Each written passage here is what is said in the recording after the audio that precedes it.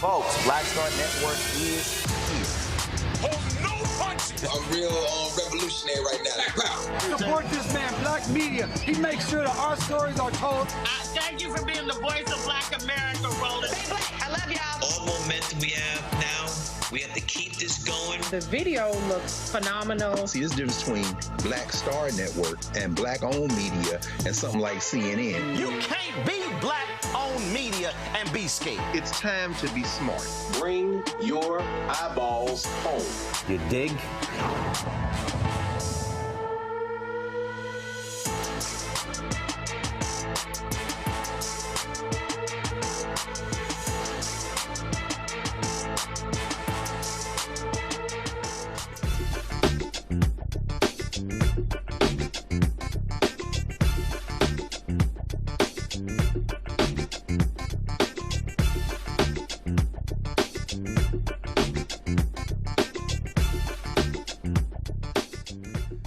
Today's Wednesday, February 25th, 2026, coming up on Roland Martin Unfiltered, streaming live on the Black Star Network. Lots of lies last night from Donald Trump and attacks on black people, on Somalians. He crowed about ending DEI. And of course, we had that scene on the floor where Congressman Al Green held a sign up targeting Donald Trump when it comes to calling black folks apes. Republicans trying to snatch it out of his hand.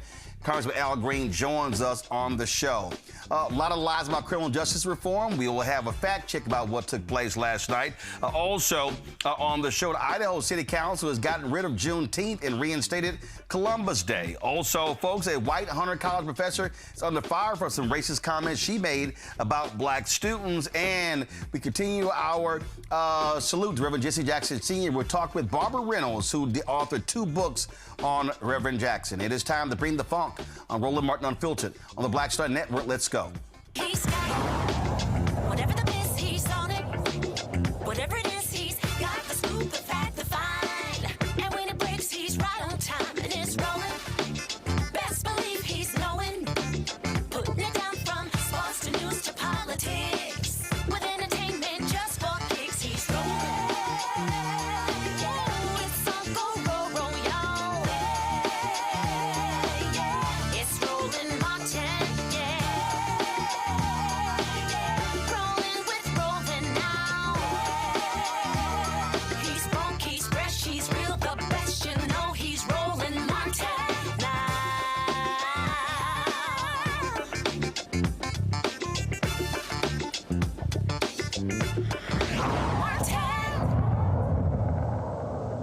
Folks, we can always count on my frat brother, Congressman Al Green, to speak truth to power. Last night when Donald Trump was walking into the House, Congressman Al Green held up this sign. You see it right here. You see Steve Scalise trying to snatch it out of his hand. He says, "Black people aren't apes." Several Republicans tried again to snatch it out of his hand. He was a little later escorted out of the House chamber. Congressman Al Green joins us right now. Congressman, glad to have you back on the show. Why did you want to do that? Why did you want to hold this sign up last night during the State of the Union? Not only did I want to hold the sign up, I wanted it to be in the president's personal space. I was there to confront the president. I wanted him to know that what he's doing is harming black people and that we're not going to tolerate it. The president never said that this was wrong. He never said he regretted that it occurred. He, in fact, in essence, condoned it. And I don't, and those who allow this thing to continue, those who tolerate it, perpetuate it. I will not perpetuate the notion that black people are inferior and somehow related to the ape family. You had several Republicans who actually tried to walk up to you and snatch it out of your hand. That was an exchange between you and this Oklahoma Congressman Mullen. What did you say to him when he tried a couple of times to snatch it out of your hand? Well, the exchange was rather quickly done, and I told him that this was my property in essence, and that I was going to retain it. There were others who were saying to me that I should not be as concerned about this as I am. And I said to them, in essence, you know, you can't tell me how I should feel about the things that are harming me. And that's what plagues us as a people. Other people want to define our suffering for us and tell us the extent that we should call it suffering. We cannot allow this, and we especially cannot allow these other forms of media to determine when we can complain and how we should complain. Our complaints are ours to voice when we believe it's necessary to have them exposed. Unfortunately, we've gotten to the point now where we can only say certain things on outlets such as yours. For example, the word racism. You say racism on the major networks, they won't have you back. But if we say it here, we can explain why it exists and what we must do to resist the existence of it and eliminate it so we don't have to suffer from it.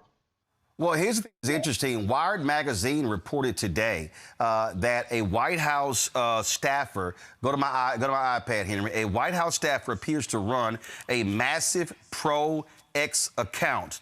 A popular right-wing account that called a video depicting Barack and Michelle Obama as apes a masterpiece appears to be run by a White House staffer, according to records reviewed by Wired. I mean, that's a perfect example right there, Congressman Green, of here you are protesting this. And you're right, Donald Trump, what did he do? He actually, he claimed after he talked to Senator Tim Scott that he took it down. Later on Air Force One, he basically defended it and said he wasn't going to apologize. And so the White House wants to have it both ways. And so by confronting him, you're challenging him on this very issue. Yes, we are challenging him on the issue, but we also are challenging him with the confrontation. You can challenge a person with a letter. You can challenge with a phone call. There are other ways to do it, but we've got to find ways to get in his face and challenge him. And this State of the Union is one means by which we can do this.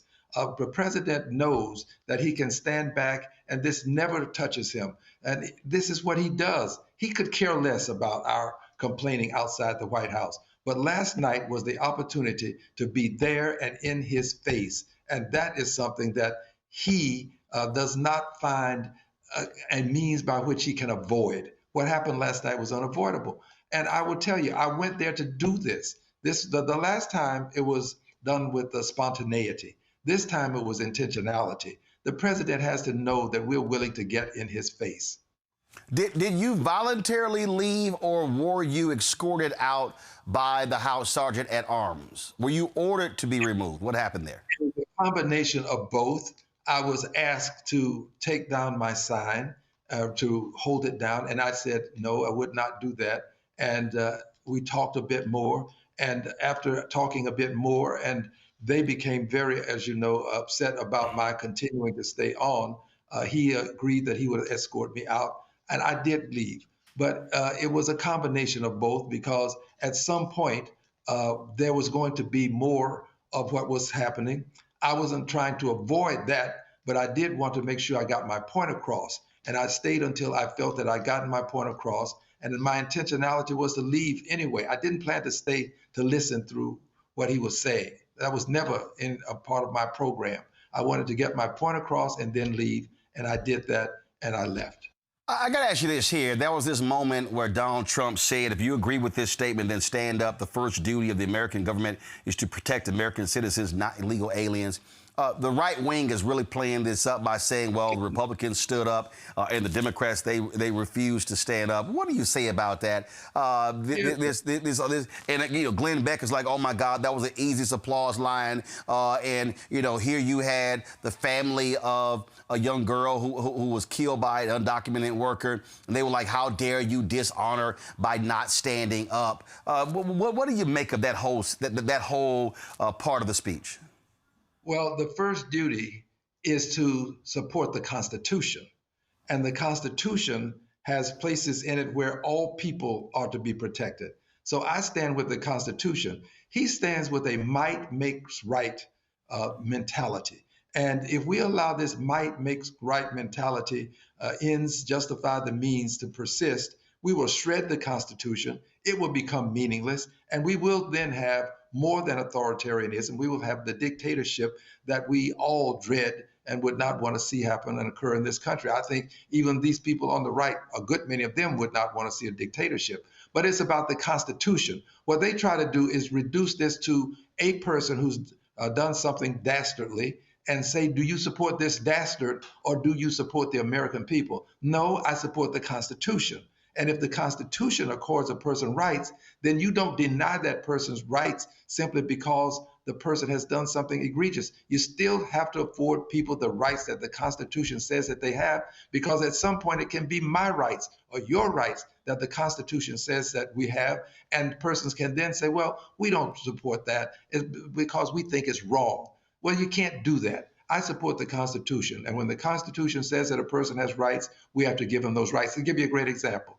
Due process of the law. He believes that if somehow you've been accused of a crime, you no longer have the right to due process. Well, that's what due process is all about for people who have been accused of crimes, for people who may have committed crimes, but they still are entitled to due process of the law, because that somewhere along the way, there will be somebody caught in that dragnet that is not guilty, that is innocent. And that law is there to protect that person and extricate that person from that dragnet.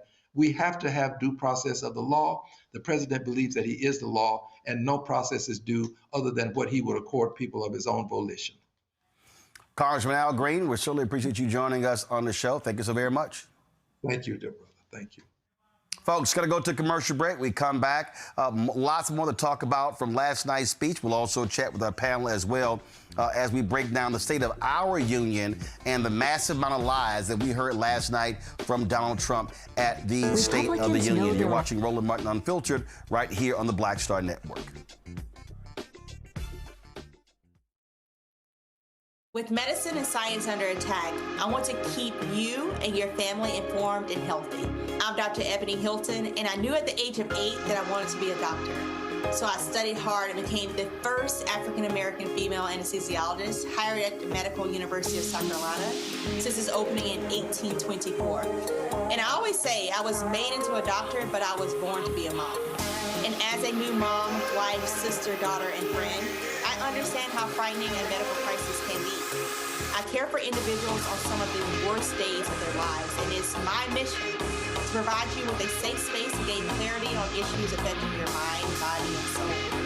I recognize that there are health disparities, particularly as it pertains to race, and I want to help bridge the gap between you and your healthcare providers. Join me every Thursday for Second Opinion on the Black Star Network, where each week I'll invite experts from various medical fields to share the latest health news. We'll discuss topics such as the vaccine debate, mental and sexual health, medical bias, infertility, menopause, andropause, nutrition, and aging. Together with my medical colleagues, we aim to provide you with a second opinion. Don't miss it, Thursdays only on the Black Star Network.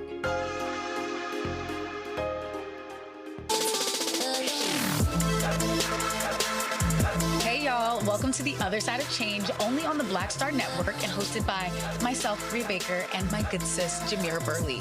We are just two millennial women tackling everything at the intersection of politics, gender, and pop culture. And we don't just settle for commentary. This is about solution-driven dialogue to get us to the world as it could be and not just as it is. Watch us on the Black Star Network, so tune in to The Other Side of Change.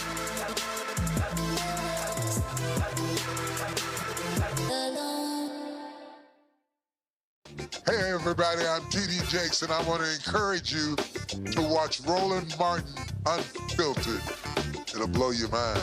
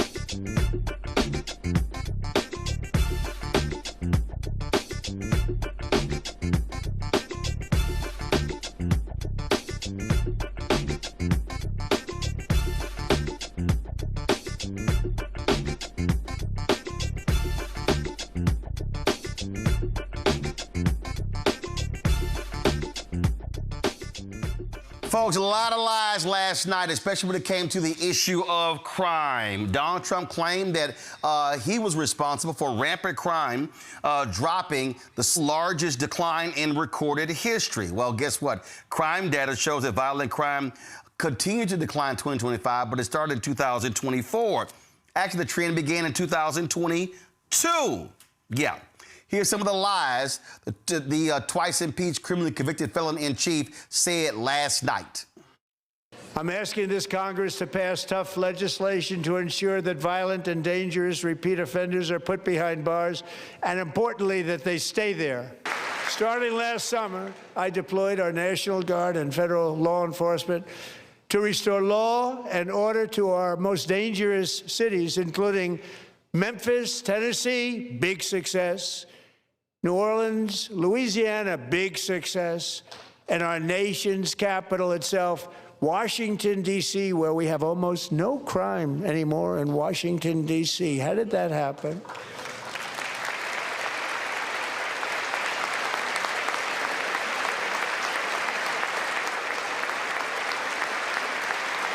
In fact, crime in Washington is now at the lowest level ever recorded, and murders in D.C. this January were down close to 100% from a year ago.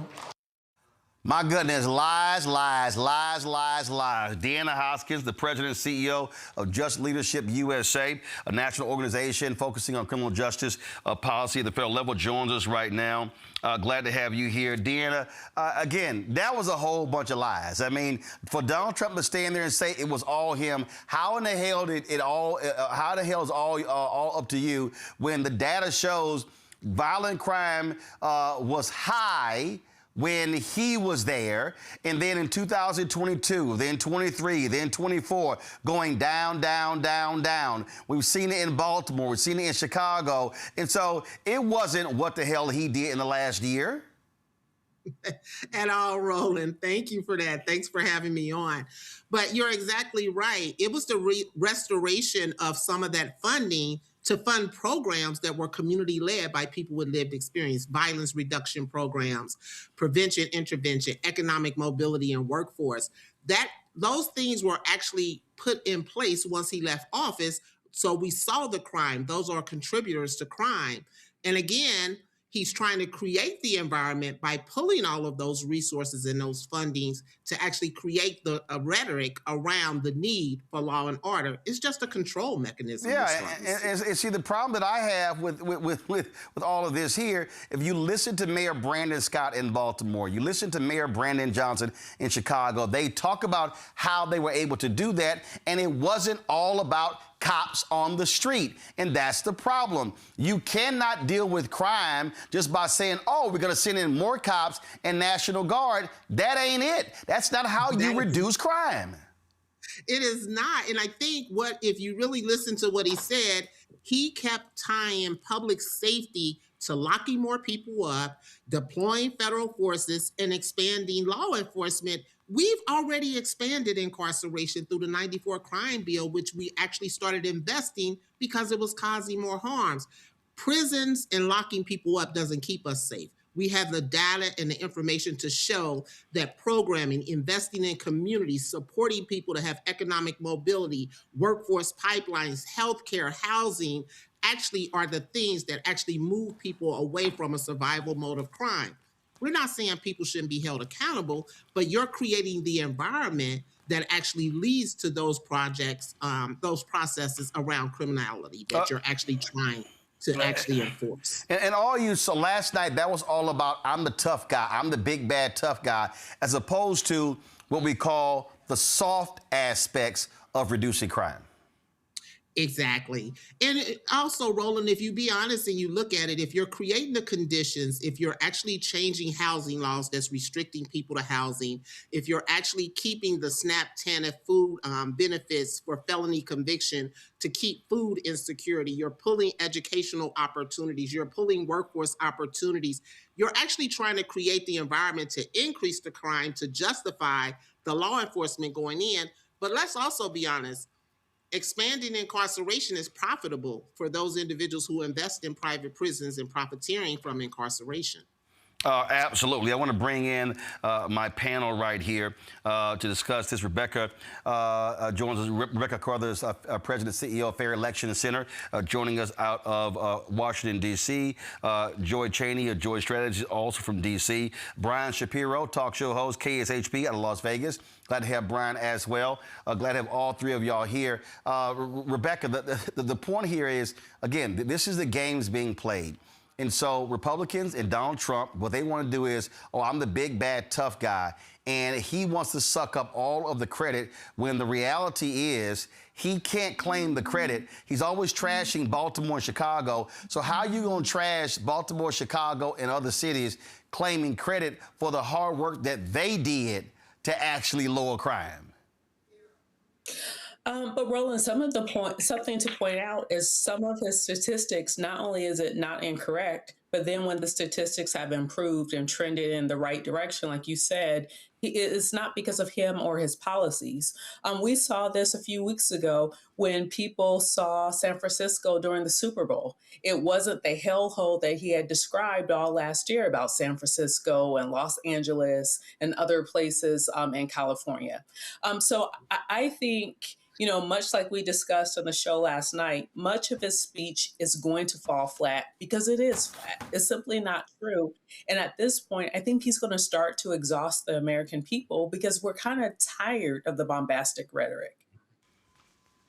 Joy?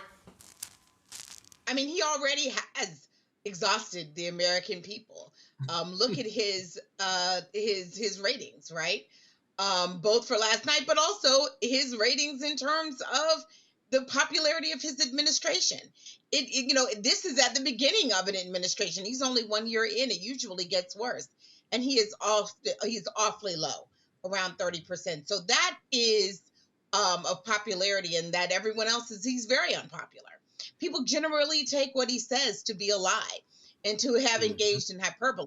Now, what we have to be careful about is not becoming desensitized to that, not normalizing it. He lies so often. There were fact checks all last night, untrue, you know, half true, not exactly, out of context, over and over, lies, lies, lies. In other words, is what they were saying. But we don't want to make sure that we are not becoming desensitized to it. And that's what the congressman, I think, was saying that was so important. We can't just send a letter. We can't just put out a fact check because people know he's a liar. We have to take it to him and show how inadequate he is in person, in real time. But absolutely, he's going to do everything that he can to take credit for the wins the Democrats had already begun working on. And then to, you know, really to then take more credit than is actually due him, given the fact that the things that he's doing right now in a couple of years are going to have downsides for us. And we're going to see numbers slide in the wrong direction because any benefits we are seeing now are due to the work of other people. There has been very little that Donald Trump has done that has yielded positive benefits for the American people. Yep. You can just look at the polling to find that out. Brian? Yeah, hi, Roland. Thanks for having me. Good to see you. Donald Trump lied about everything. He lied about the economy. He lied about tariffs. He lied about inflation. And what's worse than anything else here is that he uses victims of crime as an opportunity to go after brown people. He did it time and time again yesterday as if somehow that's sort of an excuse. And speaking about crime, there were 1,300 crimes that were reported in D.C. just last month. So again, when he says crime is down 100% in D.C., obviously that's also a blatant lie. And when I hear from MAGA Republicans, they're so upset that Democrats didn't stand up and they didn't start clapping during certain moments in the speech. Well, first of all, they have a right not to stand up. And second of all, Green has a right to do what he did. And people have a right to be upset and angry. These phony Republicans getting in that room and standing up and clapping for literally every single word Donald Trump said. And the fact checking here, it's not an opinion. Literally, almost every other word out of his mouth is a lie. The entire speech yesterday was about attacking minorities, attacking migrants. And really, I think a poignant moment yesterday was when he bragged to the American people about taking people off of food assistance, 2.1 million people. And he bragged about that as if that's some sort of a good thing. And then every Republican stood up and started clapping. That is a perfect example, Roland, of the difference between Democrats and Republicans today. Republicans think it's a great thing when people are struggling, living paycheck to paycheck, to take government assistance away from them. Democrats disagree, and I just thought it was a disgusting display yesterday from start to finish. Also, did farmers come up at all? I don't quite think so.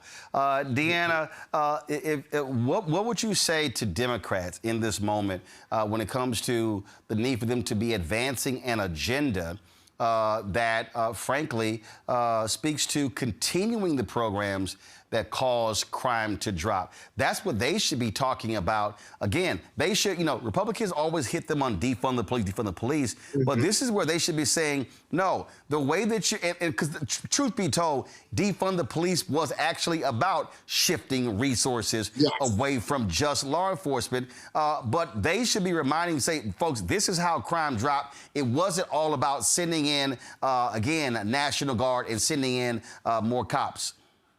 Right. Thank you, Roland. And you're exactly right. The narrative around defunding the police and talking about shifting those resources from that confinement, control, and punishment.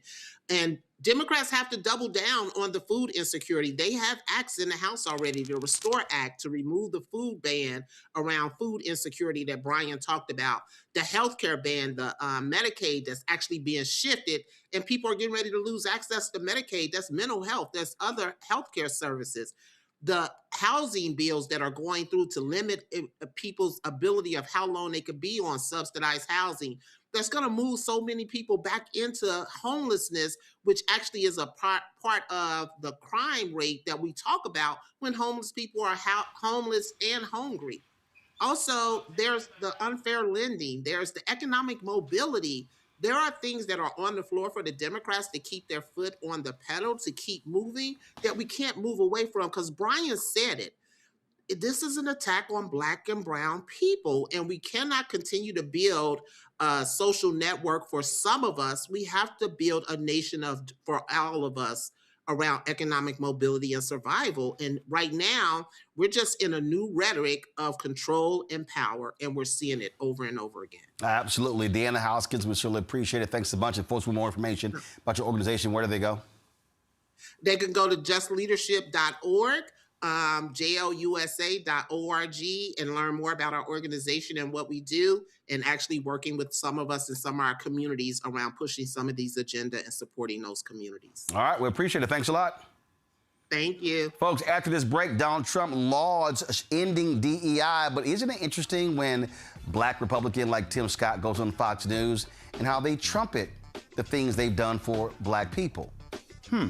I'm going to discuss that next right here on Roland Martin Unfiltered on the Black Star Network. Support the work that we do. Join our Bring the Funk fan club. Your dollars make it possible for us to do the work that we do. The goal is to get 20,000 of our fans contributing on average $50 each a year, which is $4.19 a month, 13 cents a day. That goes to support this show, the 5 other shows we have here on the Black Star Network as well. If you want to do so via Cash App, use a striped QR code. You see it right here. That's for credit cards as well. Checks and money order. Make it payable to Roland Martin Unfiltered, P.O. Box 57196, Washington, D.C. 20037-0196. PayPal's R Martin Unfiltered, Venmo's RM Unfiltered, Zelle, Roland at RolandSMartin.com, Roland at RolandMartinUnfiltered.com. We'll be right back.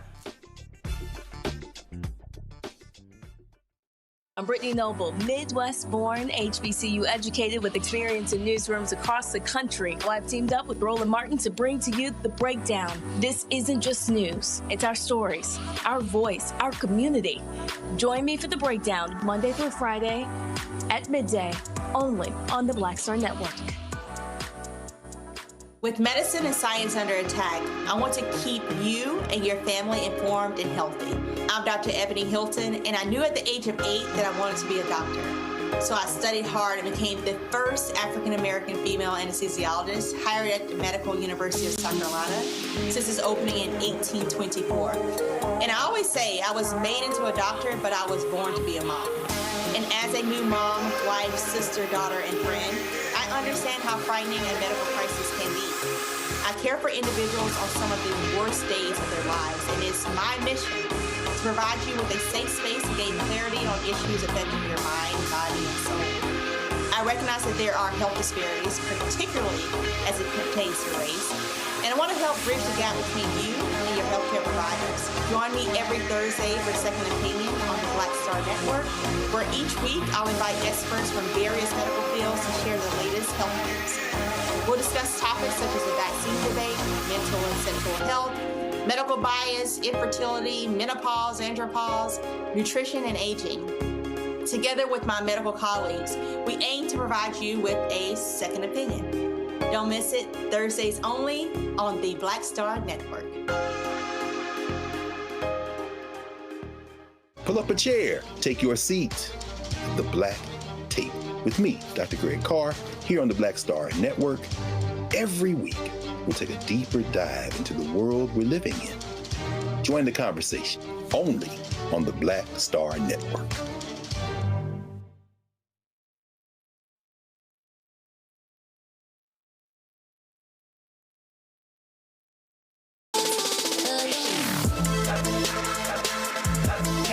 Welcome to The Other Side of Change, only on the Black Star Network and hosted by myself, Rhea Baker, and my good sis, Jamira Burley. We are just two millennial women tackling everything at the intersection of politics, gender, and pop culture. And we don't just settle for commentary. This is about solution-driven dialogue to get us to the world as it could be and not just as it is. Watch us on the Black Star Network, so tune in to The Other Side of Change.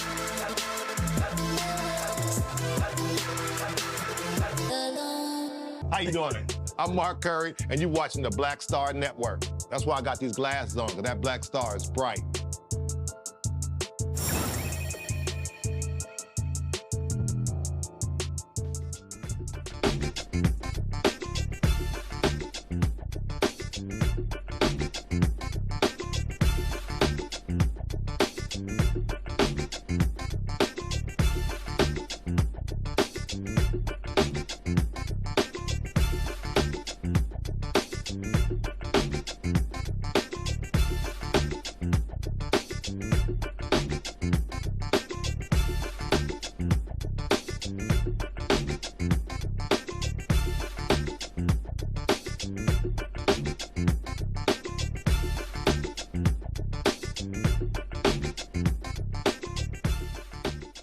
All right, folks, in that shameful speech last night, you know Donald Trump just gloated when it came to the issue of DEI. Watch this.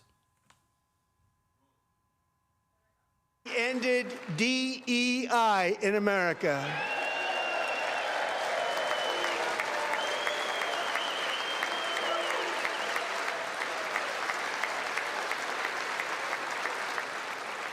We cut a record number of job-killing regulations, and in 1 year, we have lifted 2.4 million Americans, a record, off of food stamps. All right, so he's praising ending DEI.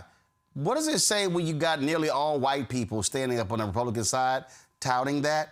What I also find to be interesting is when these white women stand up, when they have been the greatest beneficiary of diversity, equity, inclusion programs and affirmative action. So that, to me, is also laughable. But see, isn't it interesting that they'll tout that, yet when they send out the help, like Senator Tim Scott, to go on Fox News, it's amazing how they tout all of these great and wonderful things they've done for black people. We have a president who stands strong and tall for the black community in opportunity zones, the highest funding for HBCUs in the history of the country, the lowest unemployment rate ever, first time under 6%, fighting for rare blood diseases like sickle cell anemia. Lies, lies, lies, lies, lies. Tim Scott lying. Y'all, when they announced the opportunity zones, which also are not new, my God, Jack Kemp, when he was Secretary of HUD, talked about these things as well. Here's what's crazy, okay? I had a Baltimore pastor on the show who was at the White House when they announced opportunity zones. 6 months later, I had the same pastor on. He complained about how low-income people were not benefiting. Black people were not benefiting. I then reached out to the White House. This is the first time that Trump was in the Oval Office. I reached out to the White House and said, do y'all actually have a report, if you will, that can show me the impact of these opportunity zones? I'm still waiting for that report. I have asked repeatedly, can somebody show me actual data that speaks to opportunity zones and the actual impact they've had. Nobody seems to be able to show any of that data. So when Tim Scott talks about that, and then Trump, again, it's amazing how they love talking about what they do for black people, but he'll bring up opportunity zones, but they can't supply any data to back it up. Then Tim Scott lies by saying the most funding for HBCUs in history. That's a lie. It's not a small lie, it's a big-ass lie. It's a flat-out, undeniable lie. $17 billion went to HBCUs under Biden-Harris. Trump can't get close to that. And y'all notice, whenever they tout this, they never actually give a number. And then he goes, the lowest black unemployment rate. That's another lie. The black unemployment rate went under Biden-Harris, hit 4.2%, lower than what Trump did. So it's lie after lie after lie. But this is what they do. So they love touting, oh, how we ended DEI. And see, all that is to make white people comfortable. Again, and we really talk about these folks in terms of what they hate. Okay, they've crafted this entire facade that, oh my God, white people are so hurt in America. They're losing so many opportunities. They're losing so many contracts. Do y'all realize that the federal government spends $700 billion a year on contracts? Do you know how much the DBE portion of that is? $37 billion. $37 billion. The total is $700 billion. So I guess what Trump is saying is it's unfair. We're not also getting the $37 billion. Let's go back to my panel here. Brian, I'm going to start with you. To sit here and watch these folks applaud. I recall when Mike McCarthy complained about how white and how the Republican side at the State of the Union lacked diversity. I remember when that happened. I'm just going to be honest with you. I think when MAGA Republicans use the term DEI hire, in my personal opinion, that's code word for calling people the N-word. Oh, ain't just you, Brian. Ain't just you. We believe the same thing. Yeah, and let's be very clear. You want to know who the real DEI hires are? The buffoons that work for Donald Trump. Kristi Noem, what the hell are her qualifications for being in that position? I can go down the list. Robert F. Kennedy Jr. is another example. I can go down the list of people in the Pat Patel, of people in the Trump administration that are not qualified to be in those positions that they're in, and it's showing with what they're doing or what the lack of what they are doing. But yet they always want to use the term DEI hire to go after someone who is brown, who is in some cases overqualified. And listen, I still hear people talk about Kamala Harris, people on the right calling her Joe Biden's DEI hire. Here's a woman who was duly elected as an attorney general, as a senator, and then she's chosen as the vice president, not just because of the color of her skin, but because of her qualifications and what she's done in her life. I mean, you have the wives of people who ran the WWE that are in those types of positions in the White House, and it shows with what they are doing right now and the damage they're doing to this country. I'm just so sick and tired of these people on the far right, or even the right in general, using these terms like DEI hire. These are the same people for years that said Barack Obama wasn't born in this country. Let's call it for what it is. These are bigots. It's not make America great again. Roland, it's make America white again. That's every time I hear make America great again and I hear idiots use that term, that's what I'm thinking in my mind. And it shows with their policies and what they're doing.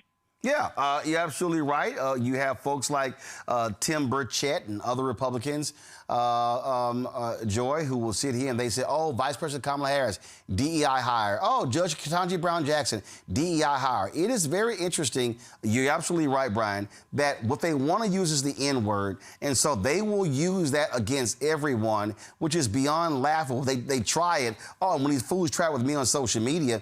And again, I keep telling black people, I'm not explaining my credentials to anybody. They can all go kiss my ass. But Joy, this is the game they play, and then they want to say, oh no, we're not that way. We're accepting and loving of everybody. And then again, you got folk like Tim Scott.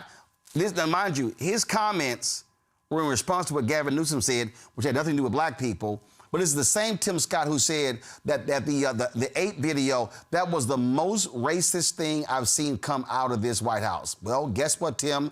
That's your people. Joy?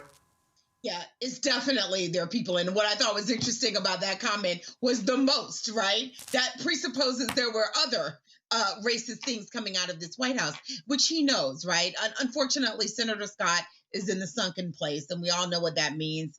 And I don't know why he's chosen to do it this way. He is actually a good person if you know him to a person and individually. He hires a lot of black staff. Who is? Sometimes more than Democrats. Who But is? the facts of the matter, let me finish. No, I'm The asking. facts of No, the matter hold on, is wait, hold up. his policy- Hold up, Joy. I'm asking. You say he's a good person. Who? Tim Scott. Here's my is whole an deal. Actually good. Yeah, but here's the deal. person. Here's the deal. You show us who you are by your actions. And so, Absolutely. And so, when you are a Republican, when you are a black Republican, and you are an apologist for the bigotry that comes out of this White House, I'm not going to call you a good person. That's your choice. Exactly. I know him, so I'm calling him a good person. Well, guess what? But what I am saying he apologizes what I am for a saying lot is of I agree with racism you. coming out of this White House. He apologizes for a There whole is. lot. There is, and it is unforgivable what he has decided to co-sign on. There is absolutely no denying that as well. Two things can be true. What I would say is that we need him and others to use their voice more often, but we know that he doesn't actually have any power.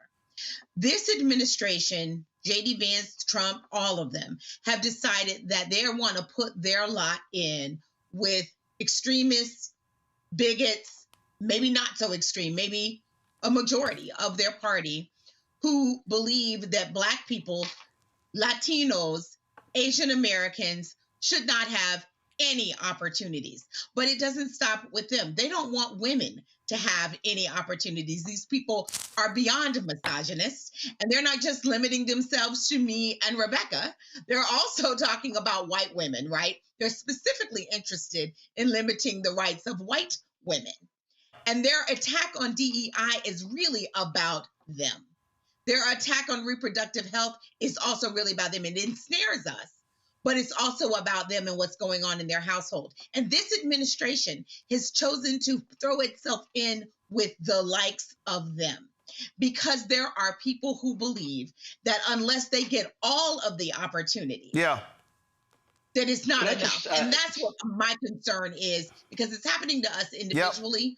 I have friends who are at law firms who are now having to face white men who feel like if they don't get all the opportunities on all of the cases, that it's because someone on the case is a person of color or is a woman. It could just be that they're not good at their job, but no one wants to say that.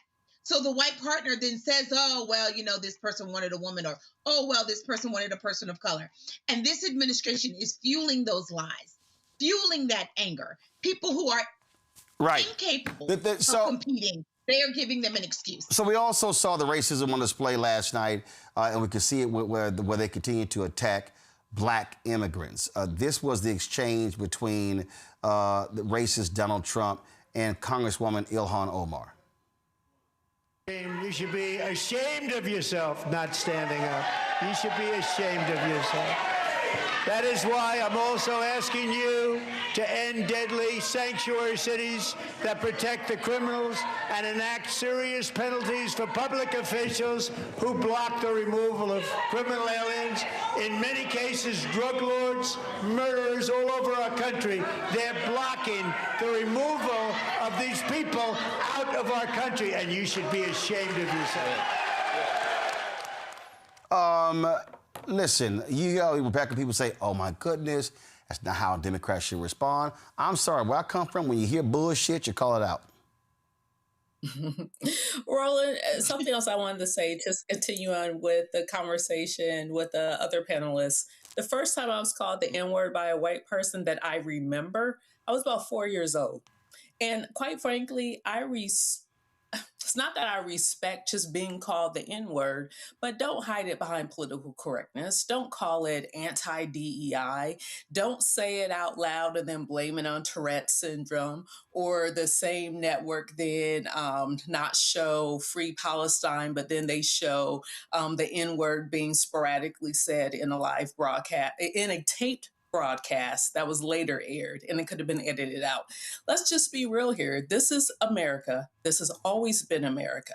So I would say for those who don't like Black folks, just say it out loud, because you have an administration that supports that worldview. But let's quit playing around with this thing. This is what this thing is, and it's beyond Democrat versus Republican.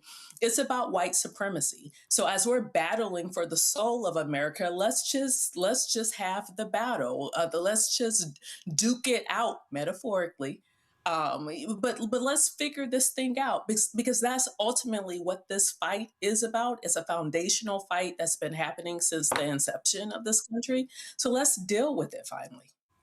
Well, I'm telling you right now, we got to call this thing a thing, and we're going to do it every single day, such as these folks in Idaho. So, you know, Juneteenth is a federal holiday. Well, in the city council in Post Falls, Idaho, they said, oh, no. We're going to say the hell with Juneteenth, and we're going to bring back Columbus Day, you know, the day that we celebrate a dude finding a country or founding a country that already existed. It was a 4-2 vote to do so, to restore Columbus Day to the calendar. Post Falls racist Mayor Randy Westland says Columbus Day is a better holiday to celebrate American heritage, while 2 councilmen on the board disagreed. Next item up is an amendment to personnel policy holiday schedule. This is a change that I requested. Effectively, this is removing Juneteenth from the list of city holidays and restoring Columbus Day, which I believe is a more appropriate holiday honoring our American heritage. I move to approve the amendment to the personnel policy and holiday schedule. Second. A motion in multiple seconds. Further discussion? I do have one comment on it. Oh, sorry. Juneteenth celebrates the actual end of slavery in the United States. And the abolition of slavery, I believe, is one of the crowning achievements of Western civilization and is certainly worthy of celebration. On the flip side, North America, as we know it, in the United States entirely would not exist if it were not for the expeditions of Christopher Columbus and other European explorers, which are also worth celebrating. So I don't know if you would consider doing an every other year type of thing, but I think both are very relevant to our history and worth celebrating. I don't want to change the holiday schedule up. I think that's a lot of complexity. My own view is that Juneteenth is something that nobody had heard of until 5 years ago and was pushed for political purposes. And so I'm not in favor of having that in.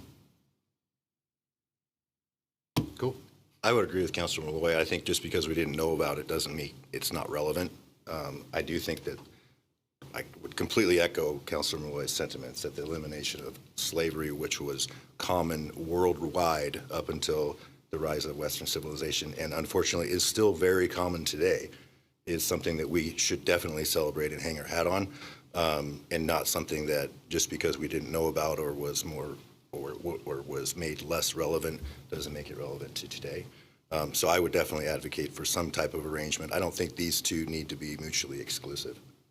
You got to be pretty much a dumbass, Randy Westland, say, well, we didn't know about this till about 5 years ago when, it had been celebrated in a lot of places.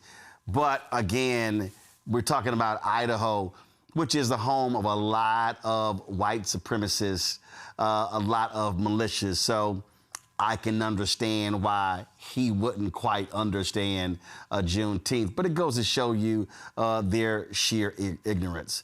That's what it all says. Rebecca, you first. So Juneteenth, I mean, it's a little bit more complex than that. It wasn't the ending of slavery, because slavery still continued definitely through that season. And it was more like for the border. But fine, I'll let them have it at that level. What's interesting is listening for the last couple of weeks, a lot of this Eurocentric revisionist history of America. And even think about what Marco Rubio said last week in Munich. And he was talking about how the Great Plains was just so vast and empty and all the European settlers just showed up there to fill it up. I mean, this is more revisionist history, because even, stipulating that Juneteenth, let's say it did actually end slavery on that day. Slavery in North America was human trafficking. It wasn't just about the labor, but there was sex trafficking, there was human trafficking, there was all sorts of atrocities that were happening. So it's interesting listening to them talk about the end as they see it of slavery, aka human trafficking, and they're not acknowledging the human trafficking crisis that we're having with the ICE roundup. So it's very complex. It's very interesting. I would encourage them to delve deeper into the actual history of this country. Now, you know damn well they ain't the brightest bulb in a dark room. Brian, go ahead. Let's be very clear here. These are the same people who want to abolish Martin Luther King Day. These are the same people that want to ban books and don't want children to be taught what slavery was and how bad it was. They just want to erase history. These are also the same people who are totally fine with and celebrated Donald Trump getting rid of a Martin Luther King Jr. In the Oval Office, getting rid of a statue of Martin Luther King Jr., and they want to replace that with Charlie Kirk. That guy, Westland, that you just played, might as well have walked in there in a Klan outfit. That's what I think about some of these people. How did he even not know what Juneteenth was 5 years ago? How could you make a statement like that and be an elected official? I find it to be repulsive, embarrassing, and quite frankly, an embarrassment to white people that there are actually people out there that are elected officials that say things like that. I just think it's just gross. It's grotesque. And I've said this time and time again, Roland, I'm not saying everybody that voted for Donald Trump is racist, but I will say everybody that's racist has voted for Donald Trump. And I guarantee you that guy is a huge Donald Trump supporter. Joy? That is absolutely right. Not all racists, but every racist voted for him. Let me tell you what, this is also an indictment on the Idaho public school system. I mean, how could he have missed American history? And what bothers me is this retelling of world history, right? Well, slavery existed before. The transatlantic slave trade was unique in its perniciousness. And also, it's what is still having vestiges here in the United States. So it really doesn't matter what happened in other places around the world. This was the slave trade that we built our entire economy off of, which we are still building our entire economy off of. Let me just tell you, the new slaves, however, are poor white people, okay? That's what Donald Trump is setting up. I assure you, it's like Westland and even Malloy and all of them. Their constituents in Idaho are who the Trump administration has slotted for the low-paid, less educated labor that it would like to do the grunt work of America and build its riches off of their back.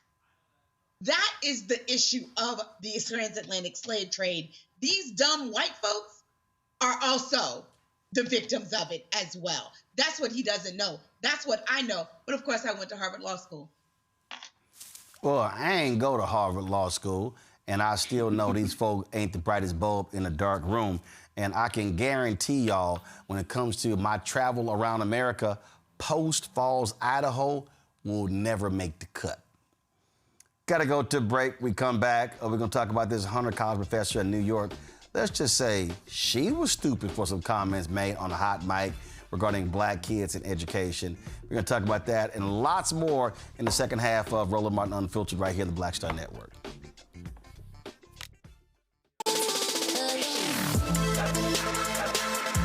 Hey y'all, welcome to The Other Side of Change, only on the Black Star Network and hosted by myself, Rhea Baker, and my good sis, Jamira Burley.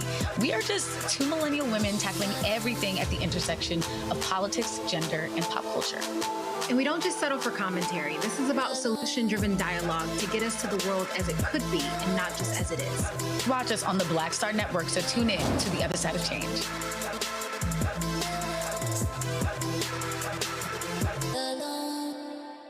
On a next, A Balanced Life with me, Dr. Jackie, a relationship that we have to have. We're often afraid of it and don't like to talk about it. That's right, we're talking about our relationship with money.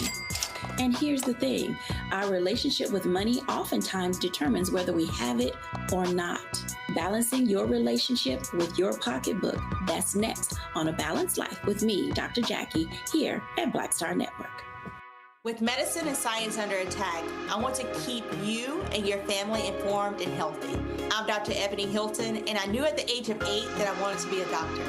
So I studied hard and became the first African-American female anesthesiologist hired at the Medical University of South Carolina since its opening in 1824. And I always say I was made into a doctor, but I was born to be a mom. And as a new mom, wife, sister, daughter, and friend, I understand how frightening a medical crisis can be. I care for individuals on some of the worst days of their lives, and it's my mission to provide you with a safe space to gain clarity on issues affecting your mind, body, and soul. I recognize that there are health disparities, particularly as it pertains to race, and I want to help bridge the gap between you and your healthcare providers. Join me every Thursday for Second Opinion on the Black Star Network, where each week I'll invite experts from various medical fields to share the latest health news. We'll discuss topics such as the vaccine debate, mental and sexual health, medical bias, infertility, menopause, andropause, nutrition, and aging. Together with my medical colleagues, we aim to provide you with a second opinion. Don't miss it, Thursdays only on the Black Star Network. My name is Bill Duke, and you're watching Roland Martin Unfiltered.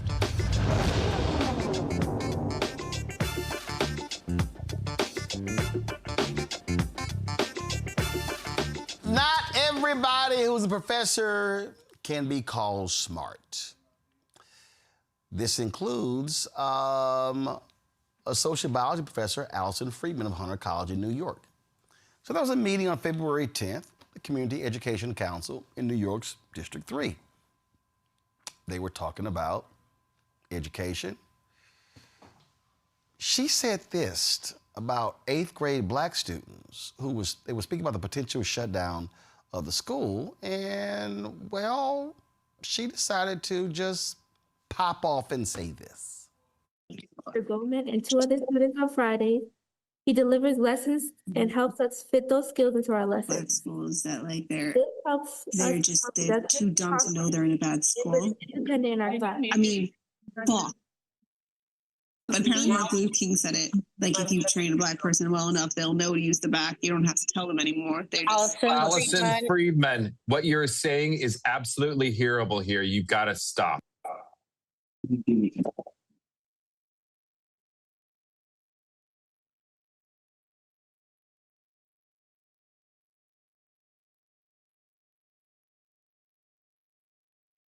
Okay. I'm sorry, sweetie. Go ahead, baby. I'm sorry. We have me and many other students in our classes and with basketball. Students might not be able to have these safe spaces and supports. We should be able to keep our school open. Thank you. Thank you. Thank you very much. Friedman later addressed the backlash, saying she was attempting to explain systemic racism by referencing a historical example discussed earlier in the meeting, stemming from remarks made by District 3 Interim Acting Superintendent Reginald Higgins. Now, Higgins had quoted the historian and the father of Black history, Carter G. Woodson. Here's the actual quote. Carter G. Woodson said, "When you control a man's thinking, you do not have to worry about his actions. You do not have to tell him not to stand here or go yonder. He will find his proper place and will stay in it. You do not need to send him to the back door. He will go without being told. In fact, if there is no back door, he will cut one for his special benefit. His education makes it necessary." Now, although Friedman has since apologized, many students, parents, and school officials condemned her remarks and are calling for her to be fired. The New York City Board of Education released a statement. Board of Education in New York City, the statement said, New York City Public Schools does not tolerate discrimination. We take these matters very seriously. And the superintendent, as well as our Office of Family and Community Empowerment, are providing support to the district in response to this incident. Citywide and community education councils are independent bodies, and their meetings are intended to be respectful spaces for students, family, and staff. And we are dedicated to supporting them and upholding that expectation. The school's chancellor, Kamar Samuels, also said this: "The comments made were abhorrent and have no place in our school communities. New York City Public Schools does not tolerate racism or discrimination of any kind, period. We take these matters very seriously, and the superintendent, as well as our Office of Family and Community Empowerment, are responding to this incident comprehensively." Okay. I'm just trying to understand, Rebecca, how she think folk were falling for the okie doke by, oh, no, I was really trying to explain girl, stop. Stop.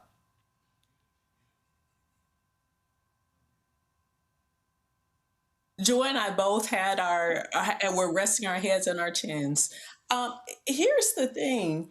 So if she was really trying to explain systemic racism, why was she explaining it while someone else was talking? Like, make that make sense, right? Because watching the clip, it appeared that someone else was talking when she started saying all the racist stuff. And as an educator, isn't it, I'm going to use an educator word, the pedagogy, is that how you say that word? The pedagogy says that if you're going to teach something, you shouldn't do it while someone else is communicating, right? But that's just me. I only went to Nebraska law. I didn't go to Harvard law, so maybe Joy can illuminate us further. I ain't go to no law. This is very basic. If you're explaining systemic racism, you actually set the conversation up to explain it. You just don't start just saying wild, crazy stuff, Joy. Absolutely. And here's the thing. No one on that call seems to back her up, right? To say that this is the context in which she was saying it. She is lying and is trying to save her job. You don't have to go any school to see that. And let me tell you what else. She's not going to be teaching at any school. I predict it for very long. I mean, Prager, you might take her. I don't think she knew that her mic was on.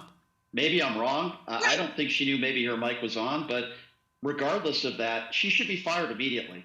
Immediately. I don't think there's any excuse here. Just pure stupidity. And then what's even worse is it's almost like she's doubling down on that, thinking that we're all stupid and that, oh, well, she was quoting a historian back in the day. No, she wasn't. She's ignorant. It was racist terms that she was using and what she said. Everybody was disgusted by it. You could see people's faces and they're like, what are you doing? I can't believe she just said that. You saw the faces on these young people there. And the fact that she's trying to make excuses to save her own ass shouldn't work.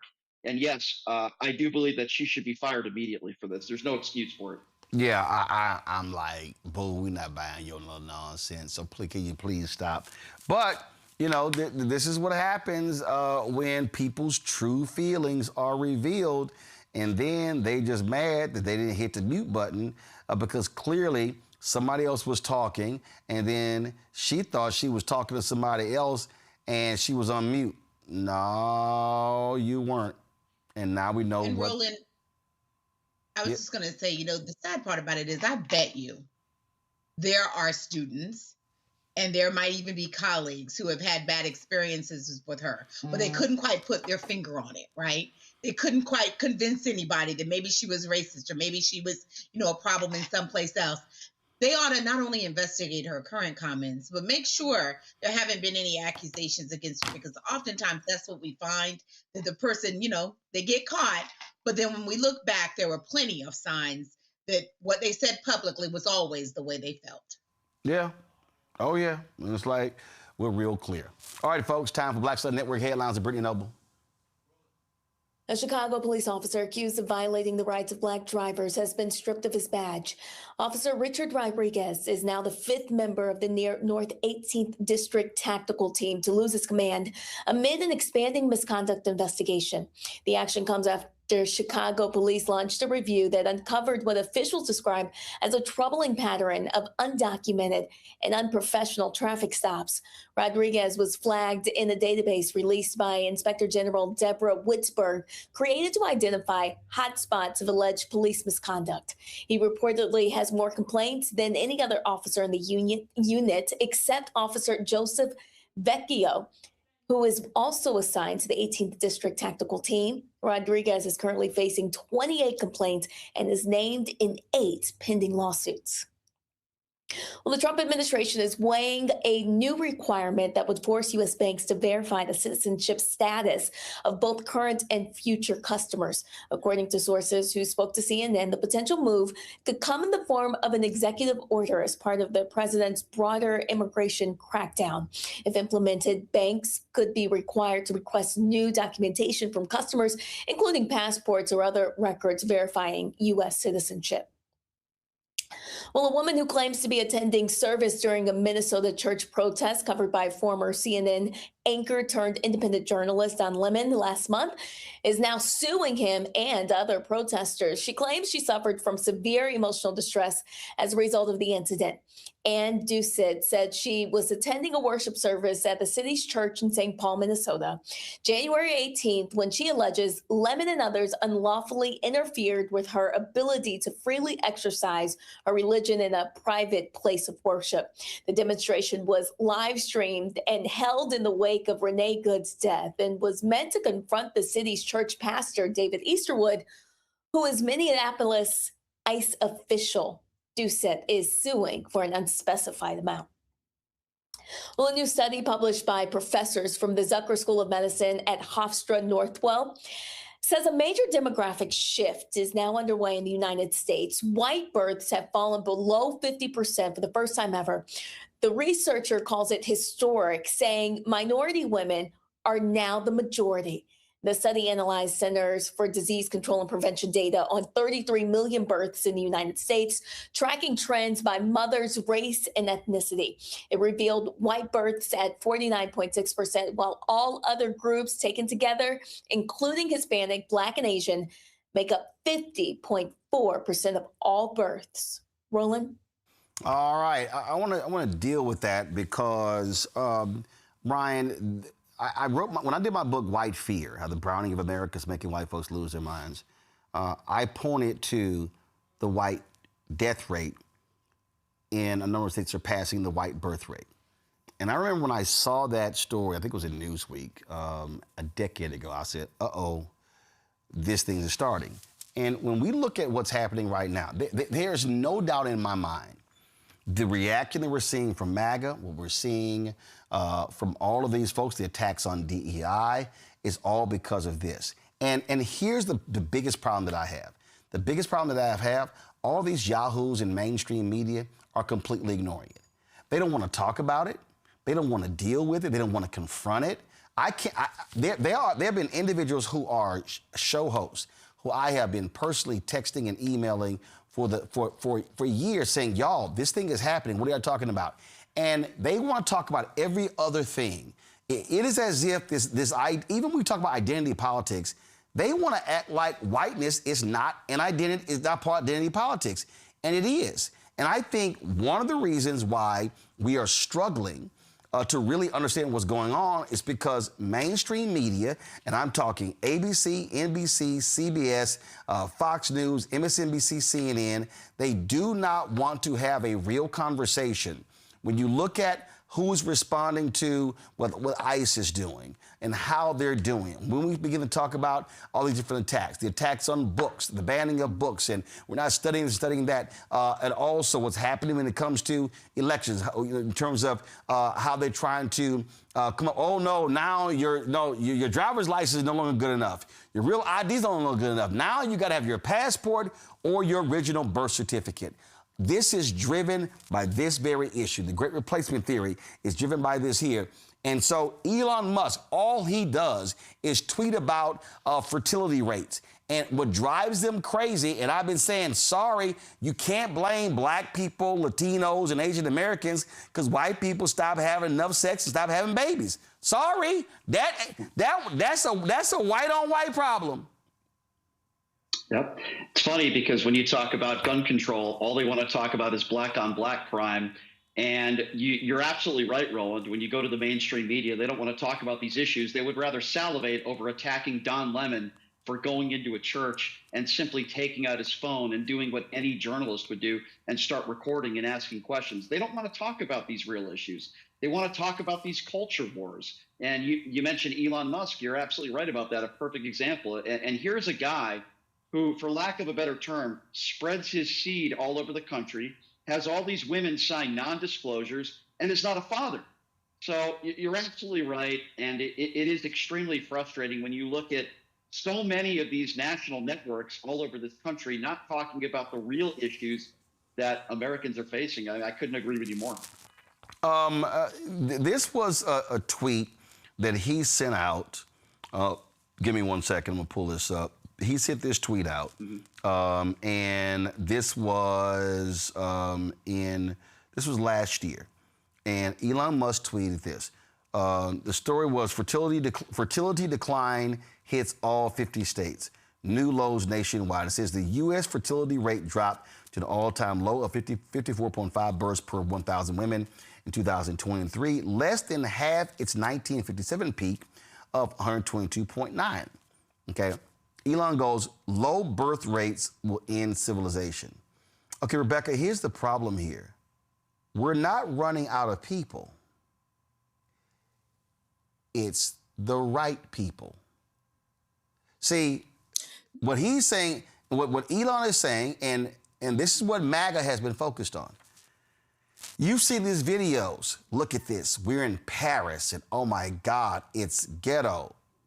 Well, actually, Paris is the ghetto of France. Oh my God, look at all of these Muslims. Look at these people that are coming from these African countries. When you have that rapist, Conor McGregor, who goes to the White House, and the indigenous people of Ireland, we're losing our culture. Hey, dude, it ain't my problem. Y'all stop screwing. And the numbers don't lie. This is extremely basic. Y'all, you cannot have a future economy if you don't have people. And if you're not producing people on your own, then you're gonna have to get the people from somewhere else. Control room, get that Mike DeWine clip from Face the Nation ready. Let me know when you have it. If you do not have people, you can't fill jobs. If you do not have people who can fill jobs, they can't buy houses or rent. And then if they're not there with jobs and buying rent, they can't buy groceries, which now means your tax base shrinks, which means that, guys, we had it a couple days ago, Ohio Governor Mike DeWine, when he was on Face the Nation talking about Haitians and temporary protected status. We had it. Pull it up. You had it from Monday's show. We didn't use it. Pull it up. So this is the whole thing here. And I'm like, y'all, this is real basic. If you show me towns, Rebecca, that have shrunk, it's because the people have left. These are just basic facts. And so when Elon says low birth rates will end civilization, Elon is saying, no, white people. He doesn't want brown people, black people. Elon Musk is very clear. He wants more white people. Roland, at first I wasn't sure if you were saying that Elon Musk was concerned that enough of the right people weren't being born or enough of the white people, but it sounds like I heard you say both, because for Elon Musk, I guess white is right. And quite frankly, look, he's doing his best to try to improve the white population. How many kids is he up to now? That said, what's so interesting about racism in the United States is that when we saw some of the dying Midwestern towns, or even some of the dying small Southern towns, where you see naturalized citizens moving into those towns and revitalizing and bringing the economy back and creating jobs, they're not just, to quote some of the Republicans, they're not just takers, they're actually creators in economy, because they're people. People, there's no one demographic that only takes and doesn't also create to add to the American economy. This country really could be great again if it would let go of racism, quite frankly, because when you see those areas of the country that actually needs influxes of people, it can come from some naturalized citizens that are in this country. But what's unfortunate, this white supremacist ideology just gets in the way of America and its ability to be great again. This right here, y'all, this is from Face the Nation on Sunday. And this is Republican Ohio Governor Mike DeWine talking about Trump going after the temporary protected status of Haitians and how that is going to have a negative impact on his state. Listen.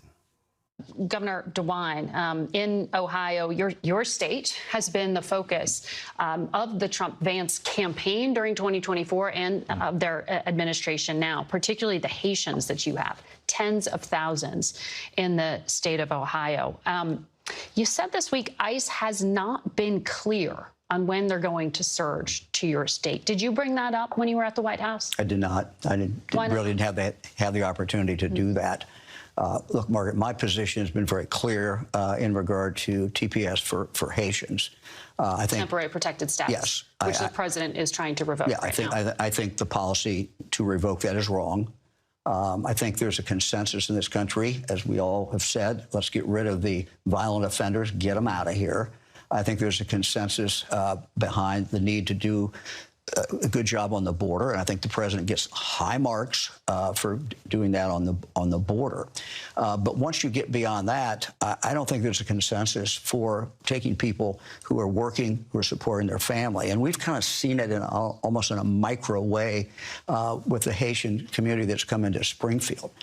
Springfield is an industrial city, manufacturing city that was down. It has been coming back. And frankly, one of the reasons it's coming back is because of the Haitians who are working there. These are people who, if you talk to the employers, they were filling jobs that were not being able to be filled in any other way. So it's been a big boost to the economy.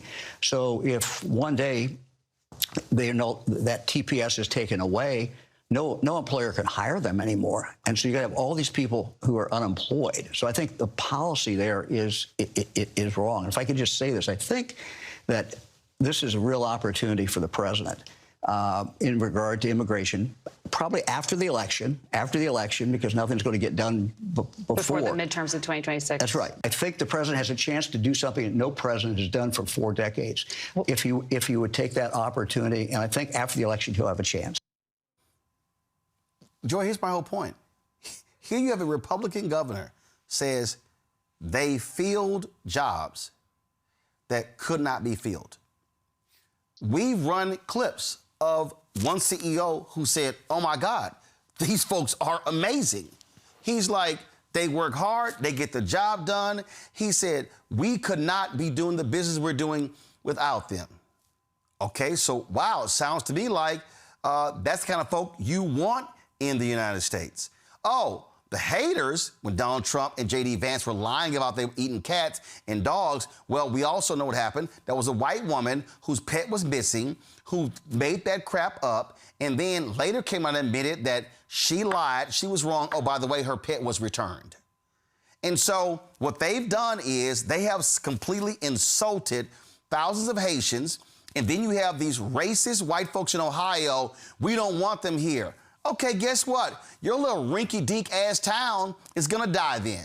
So you know what? Those companies that have those companies there, they're gonna be gone. Your tax base is now gonna be shattered. Springfield was losing population over 3 decades, and with the Haitians coming in, it was bringing their places back. This is no different than the Republican governor of Nebraska calling Trump saying, hey, can you slow down on all of these raids? Because I've lost 6% of my state GDP because we don't have folk to work these farms. And this is what these right-wing maggots refuse to acknowledge. They can't, they're like, oh, deport everyone, get rid of everyone.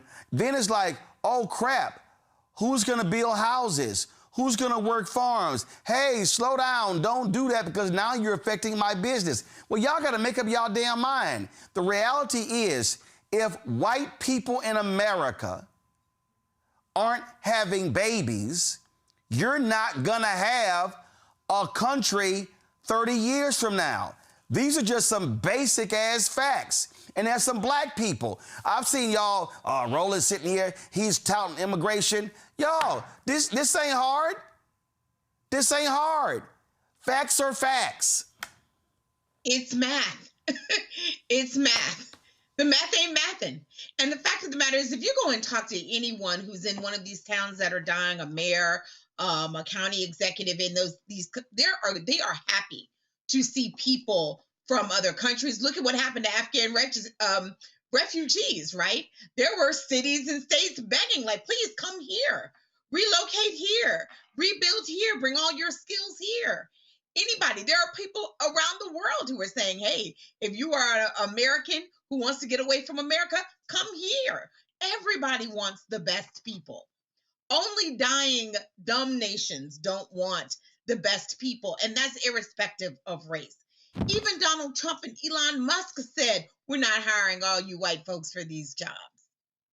So they want it both ways. But at the end of the day, they are trying to scare white people into saying that someone's taking something from them. Yep. But in reality, their inequity and their ineptitude has taken it from them. White women don't want to have babies with white men. That's the truth, right? That's what the statistics are showing, because some of them are so dysfunctional. They're on computer games and they don't know how to interact with real live girls, real live people. Well, and again, that's what's also happening here. And so what they need to do is focus on figuring out how we can make all of our people such that they are eligible, women and men, who people would want to have babies with. But also, and you don't do that by punishing other people. You do that by improving yourself. But also, I need us. We got to be really honest about what their desire is. This was one of those idiotic conversations on CNN. This is featuring Ken Cuccinelli. Was he Attorney General of Virginia or something like that? I don't know. He was, and then he worked for the Trump administration. I want you to listen to what he says, and I want you to listen to the words he uses. And this sounds very much like that speech that the Missouri senator gave, which was a white nationalist speech. Listen to what he says, because what he's saying is, these are the type of people we want in America. We don't want them people. We want these people. Listen. No. We're a Western nation. Our foundation is a Judeo-Christian Western civilization philosophy. Built on slavery. Finish the sentence. And indigenous land. Those cultures fit in this country. And when I say fit, I mean values fit. Which cultures?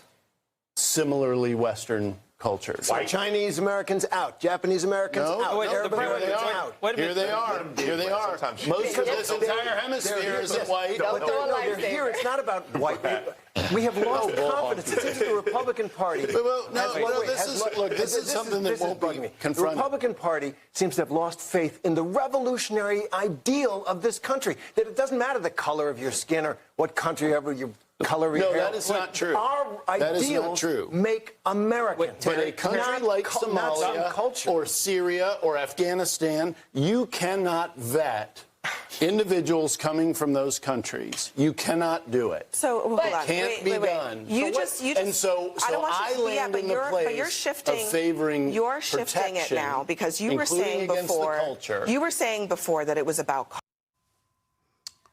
Brian, they refuse to just go ahead and say, look, we really want white people.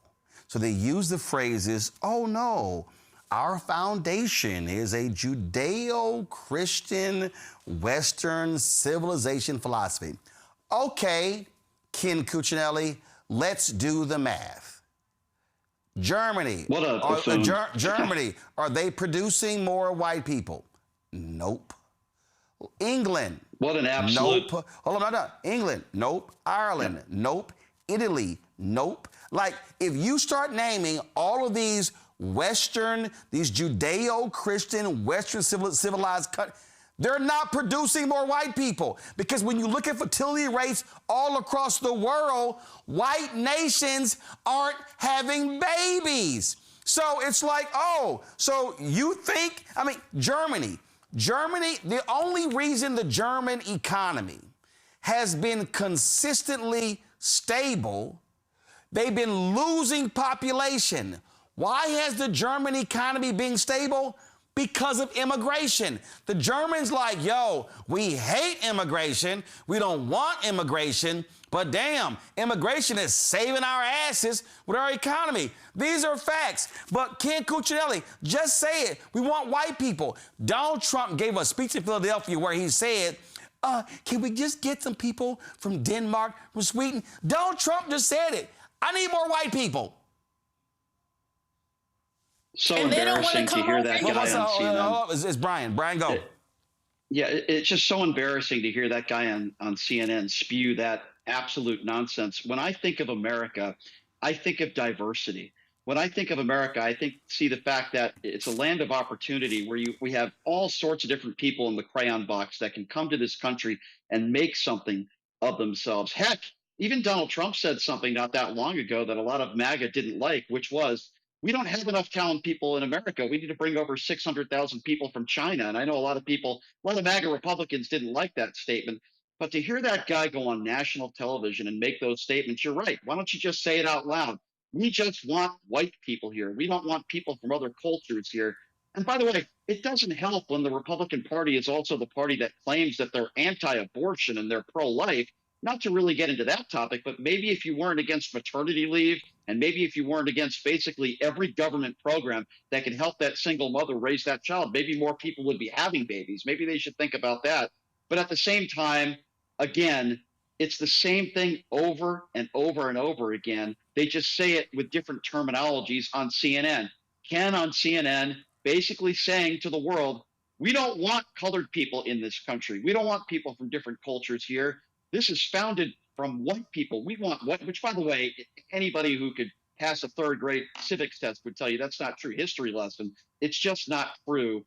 And it's embarrassing to me as a white person to hear somebody like that say those things. And most reasonable people that are not bigots would obviously disagree with that. And I'm glad he got burned on that CNN panel. And I'm not surprised that at one point he worked in the Trump administration either. Those are the kinds of people that Donald Trump wants working in his administration, the Stephen Miller types and people like that. Well, listen, after the 2016 election, when all it was, we have to listen to these people. We have to go to middle America. I mean, you had, what's his name? The film, Michael Moore on MSNBC. I grew up in this place. We've got to listen to them. And I was like, no, we don't. Like, we already know what this is all about. This right here was a report from PRI in The Atlantic. And it said, beyond economics, fears of cultural displacement push the white working class to Trump. And right here, in their executive summary, this is what they said. They said, identification with the Republican Party, identifying as Republican, not surprisingly, was strongly predictive of Trump's support. White working class voters who identified as Republicans were 11 times more likely to support Trump than those who didn't identify as Republican. Number two, fears about cultural displacement. White working class voters who say they often feel like a stranger in their own land and who believe the U.S. needs protecting against foreign influence were 3.5 times more likely to favor Trump than those who did not share their concerns. Support for deporting immigrants living in the country illegally. White working class voters who favored deporting immigrants living in the country illegally were 3.3 times more likely to express a preference for Trump than those who did not. Economic fatalism. White working class voters who said that college education is a gamble were almost twice as likely to express a preference for Trump as those who said it was as important an investment in the future. Then it goes to economic hardship, and it goes to all these things. Y'all, we've been laying this thing out. Donald Trump, when he came down that escalator in 2015, he has been pressing the buttons of white fear. And the reality is, whether you are talking about and that's why you have a fight going on between the Silicon Valley class, the crypto bros who have been funding, who also start funding Trump. And then when Charlie Kirk and others were like, hey, what's going on? Because they wanted those special visas to bring folks in. And then these white natalists were like, oh, no. We have the people right here in our own country. And then even Trump says, as one of y'all just said, Trump like, no, we don't. We ain't got them. They not here. We kind of like need them. And so I need people to understand Okay, this is why mainstream media keeps screwing it up, because they don't want to have the real conversation. They don't want to call a thing a thing. They don't want to be honest about white America. They don't want to be, they don't want to put it out there on the table. So, well, we can sort of like dance around it and we can like, no. And I'm telling y'all, I've talked to these anchors, and it's like, and I said it in my book, White Fear. The problem with mainstream media is that these same white producers and these same white executives don't want to confront the reality, and so they want to come up with every other term, every other possible thing to describe it as opposed to what it is. The real thing is the Republican Party today is advancing an agenda of, oh my God, us white people are going to be out of power. And let's be real honest. There are black people who are saying, oh no, we're going to lose our power if these Latinos keep coming in here. We're losing our stuff, without realizing that 10% of the black population in America right now are black immigrants. And then if you also start breaking down a lot of the people who don't classify as black immigrants, they're actually one generation removed from being an immigrant. Oh, y'all want to see stupid? I'm going to show you stupid. That crazy ass, Ann Coulter. And again, this is how stupid these people are, y'all. Give me 1 second. Y'all about to trip out, okay? This is stupid. Ann Coulter actually posted this tweet, and boy, did she get nailed in the community notes. She got nailed big time.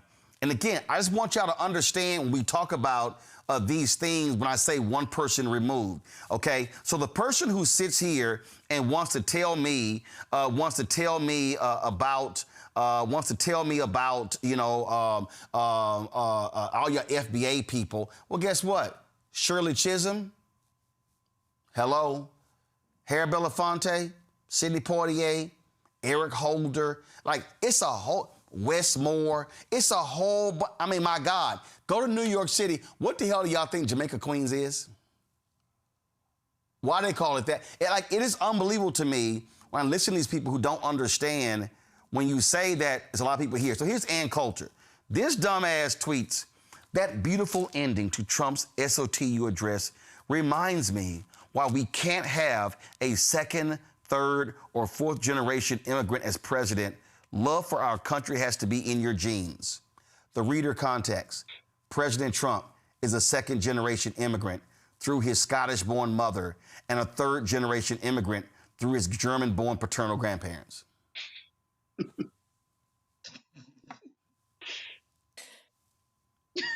What an idiot. What an idiot. Who's married to an immigrant.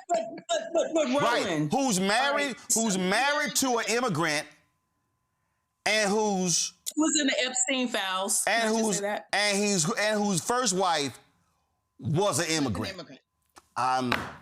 Whose son is the son of an immigrant, Barron. Rebecca, go ahead. So it's interesting talking about Middle America, because listening to Cusinelli, that's an Italian surname, and being from Middle America, historically, Italians and Irish weren't treated as white people when they got to this country. It's a little Black history. Like when you think about all the Italians that were forced to live in Mississippi and in Louisiana, it's one reason why in the Midwest, when you have the folks who moved up north during the Great Northern Migration from Mississippi into like some of the northern cities, it's the reason why if you go in the Midwest and you have a fish fry, there's usually the side that's served with that fish fry is spaghetti. The reason why is because when the Italian immigrants lived in Mississippi, spaghetti was cheap food. And so catfish is cheap food. And so Italians, because they weren't treated as white folks in this country, they were made to live in the segregated areas near Black folks. And so you can see some of the combinations in food and culture, which actually shows the migration patterns within the United States that was tied to what? racism and white racism. So it's really interesting that Ken, can I call him Ken? That he seems to forget the history of his own people in this country and how they weren't white. It wasn't until after World War II when we saw the increase in propaganda of showing this is what Americanism is. So we started to see the Leave It to Beaver and all those sitcoms in the 50s and 60s showing this is Americana. And it was very waspy. It was very whitewashed. And so I'm thinking, I don't even know if the correct term here is homophone. When we think of the word America, in American, what it means, Bad Bunny just showed us at the Super Bowl that Brazilians are Americans, that Puerto Ricans are Americans, that Dominicans are Americans. And so it's interesting hearing this revisionist history where they're trying to prove and show and paint this brush backwards of America has always been a white country, or in America is only the United States of America. Well, that simply is not the truth. And so we are seeing one party in this country that is furiously trying to undo and erase other non-WASPy cultures because they want white supremacy. They want the United States to be a white supremacist state.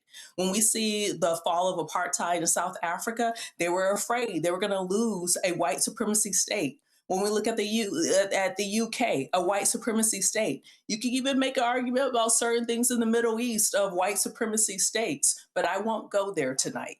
So that said, the United States for these people with this particular worldview, this ideology, is the last place on earth they can go.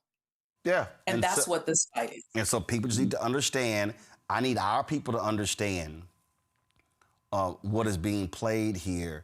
And when they begin to have these conversations, I'll make this last point. When I see somebody black go, well, they're going to be displacing us. I'm going to say this again. When you're voting at 38 and 40% of your capacity, you're actually self-sabotaging.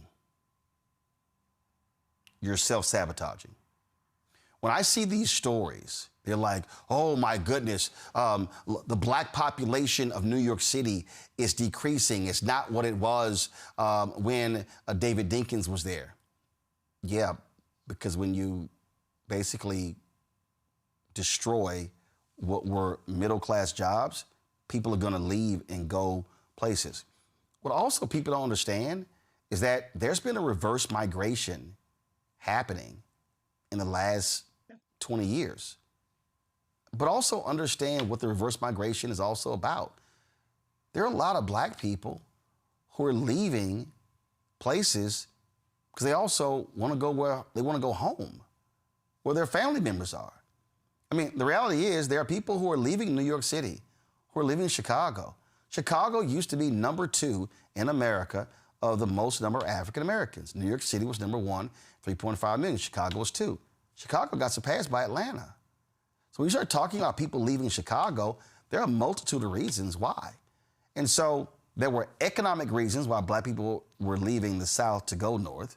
They were also running away from the KKK.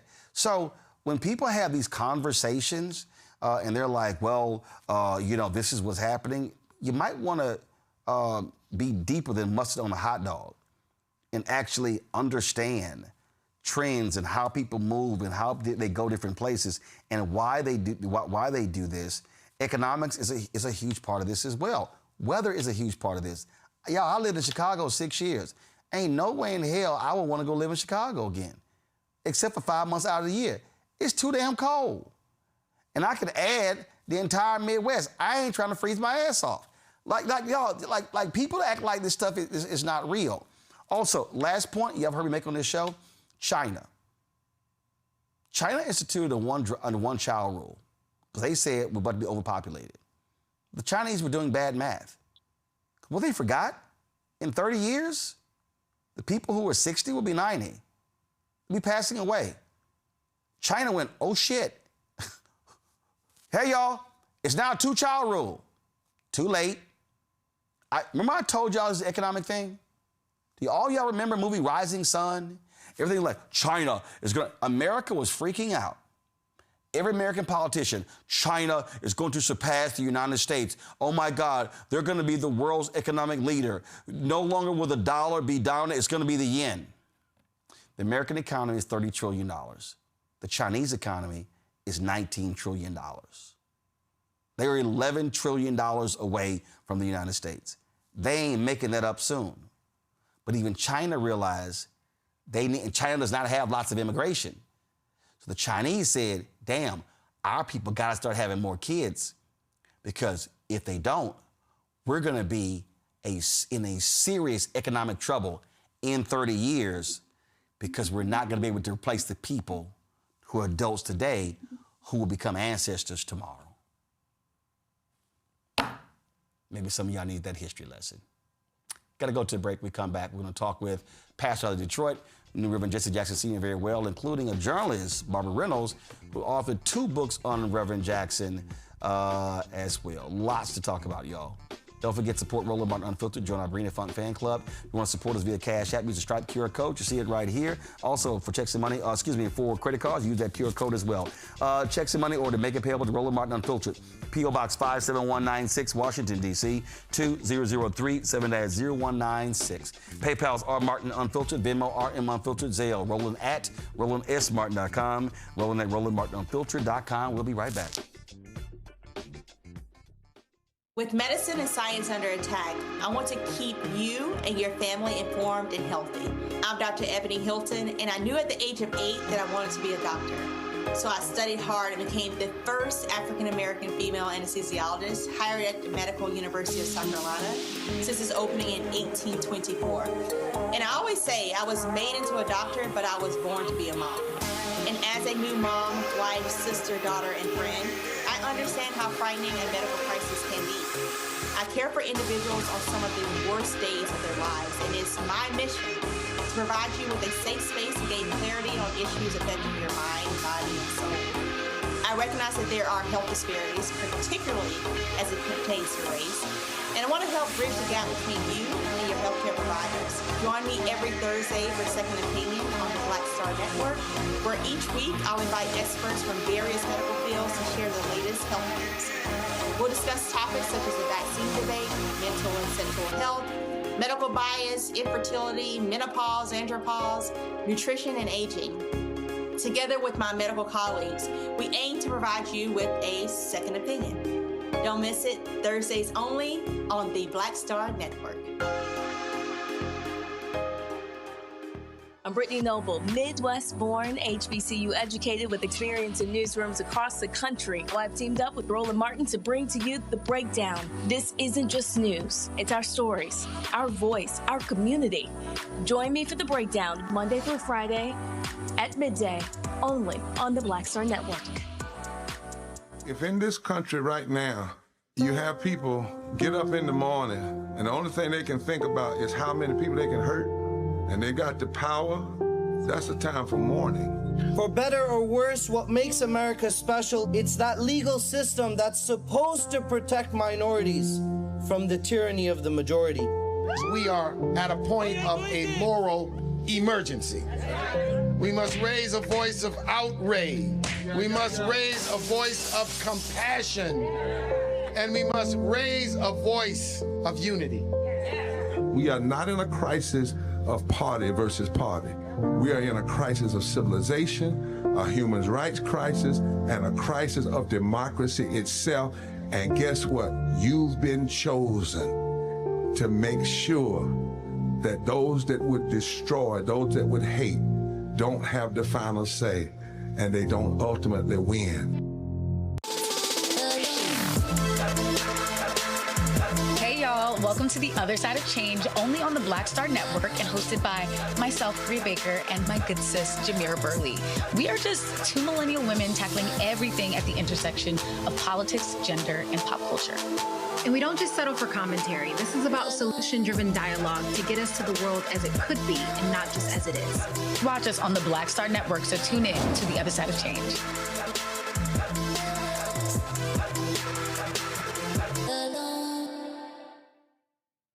I'm Ryan Wilson, CEO and co-founder of The Gathering Spot, and you're watching Roland Martin Unfiltered on the Black Star Network.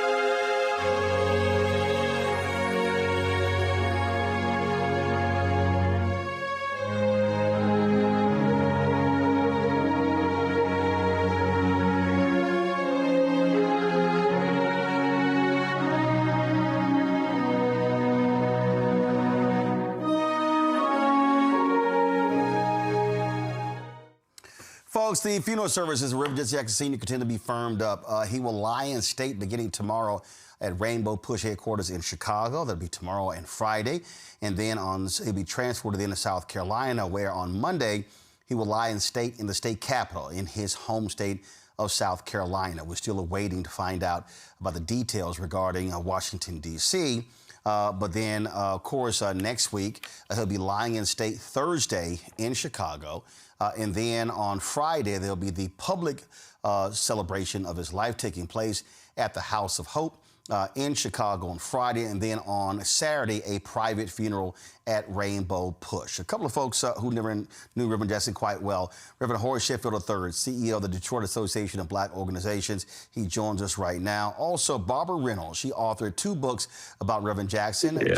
Jesse Jackson, the Man, the Movement, and the Myth. And Jesse Jackson, America's David. Glad to have both of you here. I'm going to start with you, Reverend Sheffield. You knew him well. Your father knew him well. He was a significant presence there in Detroit. Just share your thoughts and reflections about his life and legacy. Sure. And by the way, I'm joined by Russell Tompkins, the voice of the Stylistics. He's doing a concert in the very place that you came and packed the house. Knew Jesse. By the way, I'm glad to be on with Sister. I read her book. My dad and Jesse knew each other from the days that he first came into the movement. I think I met him when I was around 10 years of age. It's no secret that many of the older heads clashed with him. And as I've said on several other interviews, my dad and I had robust conversations because I related to Jesse. I knew Dr. King. I knew all of those people personally. But his afro and his demeanor, his way of presenting things was very appealing to me. I did embrace nonviolence, but I also felt that Jesse had a way of communicating with folks that, maybe Dr. King and other folks couldn't. Listen, he was there were battles there in Detroit, picket lines. He was there, and he also was extremely close with Detroit Mayor Coleman Young. Yeah, well, the UAW was, very invested in the SCLC and the movement. And if you don't mind, by the way, Russell wanted to say a word about Jesse as well. Go ahead. Yeah, go ahead, Russell. Yeah, I spent a lot of time with him in Chicago because I worked there a lot in the 1970s. And on Saturday night, I would work in the clubs in Chicago, and then on Sunday morning, I would go to church with the Reverend. And he knew how to ask for some money, I can tell you that. well, as we always say, freedom ain't free. You're right. No, it's not free at all. And Roland, I hate to do this, but I got to introduce him for the show. I thought it was going to be on 7:30. It's all good. But let me just say this one thing, and I think that even Barbara, Miss Reynolds, whose book, I know didn't sit well initially, but look, Jesse, for whatever he was worth, love him or don't like him, was an iconic figure who is a little salt or a little yeast to leaven up the whole loaf. I mean, there's unquestionably, just think about proportional delegation in running for president of the United States in the Democratic Party. I mean, that is the reason Obama is president. And so we've got to give our kudos to him. There may be some issues that people have with him, but my dad always said, do you judge a person's life by one event or that one event by his whole life? And I do the latter, not the former. All right, gentlemen, I certainly appreciate y'all joining us. Thank you so very much. Barbara, I want to go to you. Reverend Sheffield brought it up. Listen, you wrote a couple of books on Reverend Jackson. When you wrote one of those books, a lot of folks were not happy. But again, you are a journalist. You had to write a book based upon the facts, what you saw, what your reporting showed. And the reality is no one is perfect. No one is infallible. So just to take us through, again, your reporting and what you saw, what you understood, and what you experienced when we're talking about this international iconic figure. Well, let me start where I started. In the 70s, I arrived in Chicago at the same time that he was arriving and starting Operation Push. In fact, I was his neighbor. I was 5 blocks away, and I used to to go to his house and interview him and talk with Jackie and pick up Jesse Jr. And I was in a peculiar situation because I was one of the first Black reporters for the Chicago Tribune. And they told me from the very get-go that I was a token. And they told me that they had never seen a Black woman could write and report. Now here's Jesse Jackson, who's telling us, you are somebody. You may be poor, you may be locked up, but you're somebody. So I'm here looking at, this is what the white people are saying, I'm not nothing, but this is what this Black man is saying, that we're all somebody. So I became very close to him. In fact, his wife took me the first trip to Africa, and I began to be with him as he made major decisions. And it was quite iconic because when I arrived in Chicago, I was told that he was the new king. And so not saying, well, I don't know, I covered him as the new king. When you go to Breadbasket, they would make all kinds of statements about, here's the man who is the new king, Operation Push, the new king. And the reason I covered Push was because on Saturdays, nobody really wanted to work on Saturdays, but I did. And I began to see something extraordinary. First of all, we have to put our minds on what did he do in Chicago, because King left the Northern movement in his hands. And at that time, Mayor Daley had an extremely effective patronage system that locked Black people out. And Blacks were not getting good jobs. They were putting inferior meat in the stores. And Reverend Jackson used this economic sense of a breadbasket that starts saying, okay, you won't trade with us, we won't spend with you. But if your businesses employ Blacks, well, I tell you what, we'll be praising him at Operation Push. And I saw that, how he pushed people forward in jobs, business products came in. And that was a very successful time because, you see, he was like made for the movement.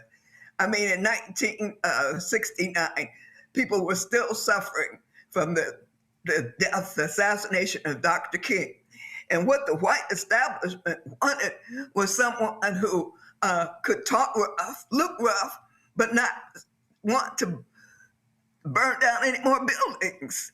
So Reverend Jackson was that kind of charismatic figure. He could talk. But Barbara, also explain to people, again, I don't think people really understood those Saturday meetings. I mean, obviously, when you got to the 2000s, again, numbers were going down. But when you talk about the 70s and 80s, that facility, standing room only, jam-packed. If you were a black figure across the country, entertainer, actor, politician, when you came to Chicago, you had better have a Saturday stayover on your agenda, because that was the place. That was the hottest ticket in town every Saturday morning at the workshop. It was church, you know. It opened with a choir. Jackie was the singer. It was church, but it was the economic and politics coming together. And there sometimes was so monumental. In fact, I was the first reporter on the scene when Black Panther, Fred Hampton, and Mark Clark were killed. And the word was Bobby Rush would be next. So Bobby Rush turned himself into Jesse Jackson at Operation Push so that he could be put in jail without being killed. I mean, Push became a haven. It became our place, the place to be. And that was exciting. It was successful. And what happened was many of the media people, I was covering Push, and they would say, okay, cover Push. Nobody else wants to cover Push or be out on Saturdays. But once he started making headlines, I mean, foreign leaders came to push. I mean, if you're running for anything, you came to push. He had a mantle that would cover you, that would promote you. And I saw that rise from the very beginning. And it was startling, because sometimes I was there when he would make a decision, like this black pilot, Robert Goodman, was in Syria. And it seemed like the State Department didn't care about him, wasn't trying to get him out. And so sometimes I overheard discussions, because I was sort of always hanging around. And one day he said, we ought to go get him. And it was silence, among the people in the room. Go get him. How you going to go get him? And he said, yeah, we got to go get him because the State Department doesn't care. Well, the State Department did not want Jesse Jackson to go. But see, Jackson, and I may talk a little bit about his childhood, he had a magnificent way of self-definition. He defined himself. And that, I mean, how else could you say a man who would say, I'm going to run for president and I'm going to get millions of votes, and did it, and did it effectively. Yeah, so, but these are things that I learned from him even now. That's why I'm sad as I prepare to go to Chicago, because he's gone. Look what he left with us. At a time, and this is very important, when Black people are called garbage. When the president of the States said we come from S-holes, and when from the White House you have pictures of Obama's as apes. At a time like this, we need to be speaking to the next generation that we're somebody, that we have to vote. It's our lifeline. It's in our lifeblood. So we have to have passionate leaders, not just people on talk shows, head shows, but people like Reverend Jackson can get to the heart of it. And some of that is being done by Al Sharpton, who is now taking on that economic package and trying to say, we have a 1.5 or $6 billion that we have for spending power. We have to use that for our own success. And that's where Al Sharpton is taking the movement. And see, it's a continuous line. It's King talks the ball to Jackson. Jackson is moving and moving. And see, when he ran, this is, I'm gonna make a point.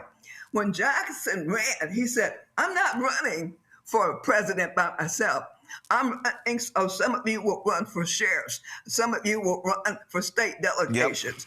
Yep. Some will run for the White House. I'm running because I want to create a system that will go on and know we have a place in politics. And that is still here. The rainbow politician, the rainbow coalition was effectively Jesse Jackson, knowing that we couldn't make change just having the Black vote, that you had to have the farmers, you had to have the environmentalists, you had to have the feminists. And that is why, when you look and say, that's why Obama could step in there, because the ground was laid by Reverend Jesse Jackson. We still need that coalition if we're going to move. And I think, yes. Barbara, as a reporter, you saw him in many different ways. You saw him in front of the public. You saw him in private. The thing that you hear the phrase, listen, Reverend Jackson was like anybody, was a complex figure. He was somebody who understood the power of the media. He understood how to control the media. Some say manipulate the media. But what he also understood was he could not achieve what he wanted to achieve if he didn't know how to bring the cameras there. So his command of the media was absolutely impressive. It was, and you got your finger on it, because he loved the media, and the media loved him. I mean, he was a handsome man.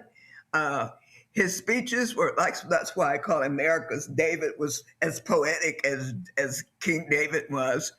And he courted the media. I mean, he would make calls at 2 and 3 o'clock in the morning to somebody in the media. Are you going to cover this? Are you going to cover that?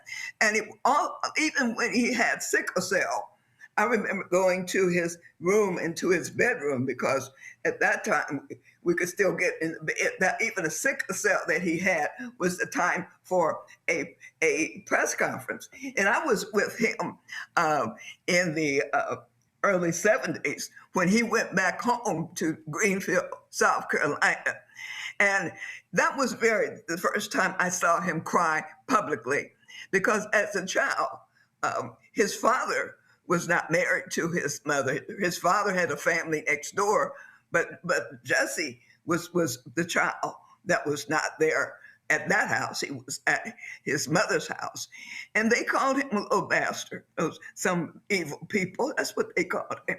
But Jesse had this thing about it. But Noah Roberts, his father, claimed, he said, okay, I wasn't married, but that's still my son.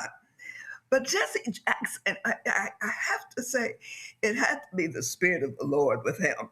Because I interviewed his teachers, and they say he would put on a suit and something and come to school, that he wanted to look important, and that if anything was going to be changed, or if a position like the student council, he wanted to be president of the school student council, so he wanted to run. And that is only, I can say, God must have done it. Because in South Carolina, I mean, you still had to walk off the street when it's dark. You couldn't be seen walking around. You could not go in stores where white people, or you were told that you were nothing. But this boy, young, kept trying to say, I'm somebody. And so I went home with him to Greensville, South Carolina. And neon signs all around the stores. Welcome home, Jesse.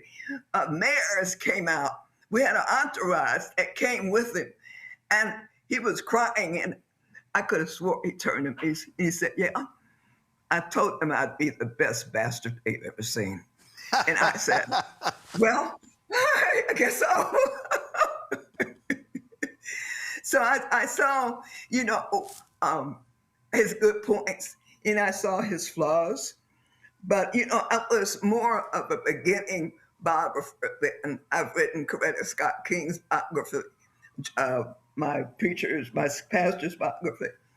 And, I have to understand that we change. We fall out, we get up. And one thing I like to say is that how he dealt with the birth of Ashley Jackson, where about 20 years ago, he had to admit that there was a baby and that he was the father. And this is from a woman that was in Push that he worked with.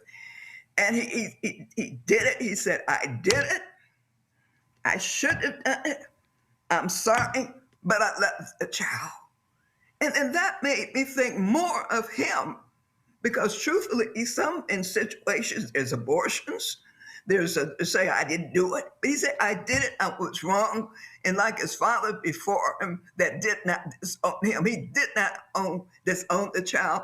And the Jackson family was brought enough and loving enough to embrace her. In fact, as I understand it, she's working on a documentary about him.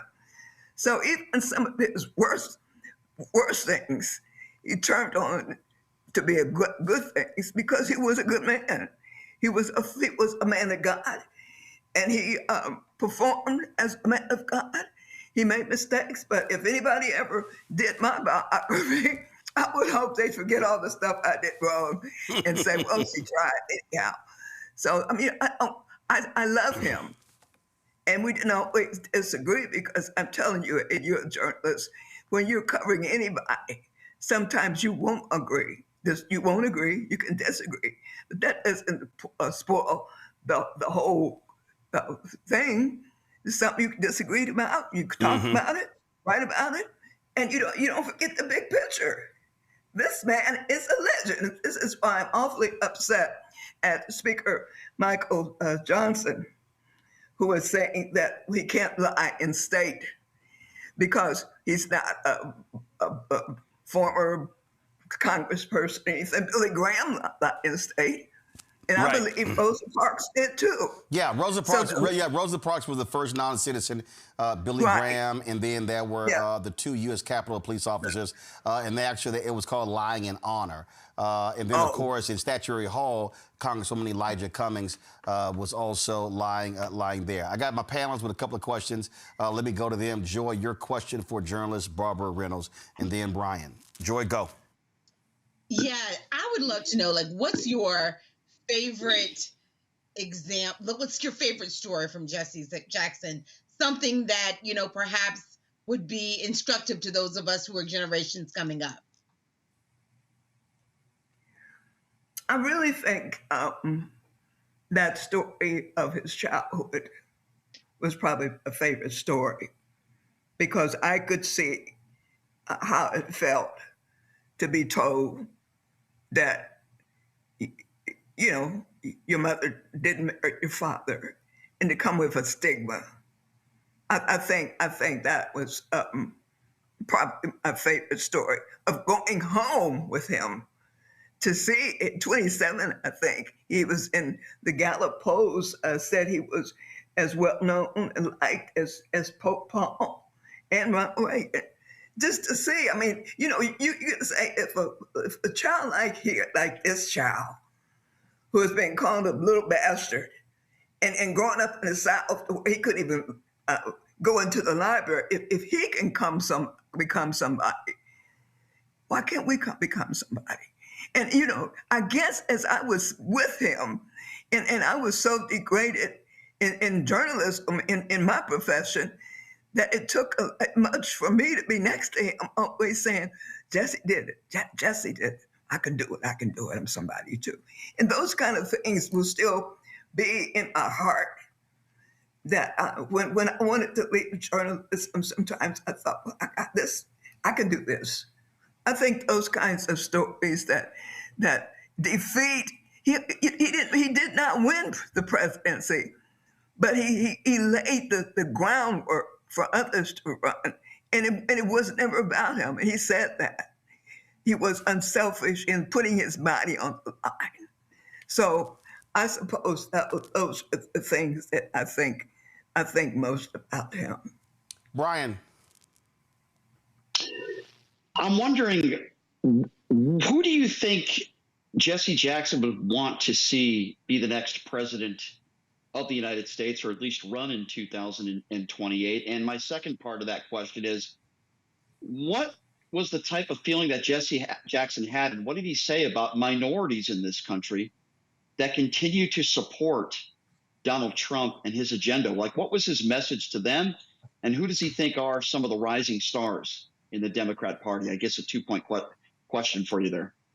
Well, he didn't think much about those who were not with him, because he spent so much time working for the next group.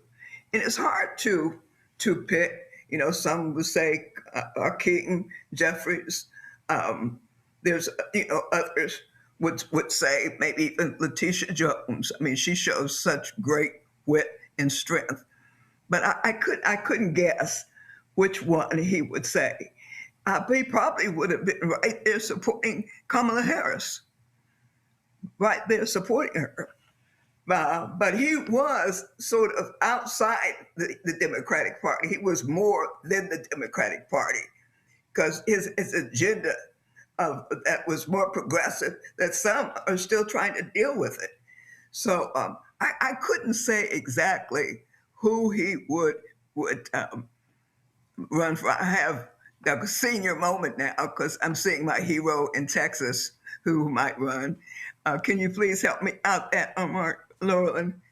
You said who's running in Texas? No, yeah, she's running. You mean Congresswoman Jasmine Crockett? Yes, well, how could I forget her? I mean, she is sort of like him in a way. She's tough. She's smart. I was at Martha's Vineyard a couple months ago, and people were lined up around the block to see Jasmine Crockett. So I would think that he might support her. I can't say, but that's what I think. She's the kind of leader. But see, then again, when you look at Kamala, you have to say, I don't think she lost in the first place. I think that Musk controlling so much of the technology did something to the votes. And I think that we have better look at the technology, because this man is going to do everything he can to win.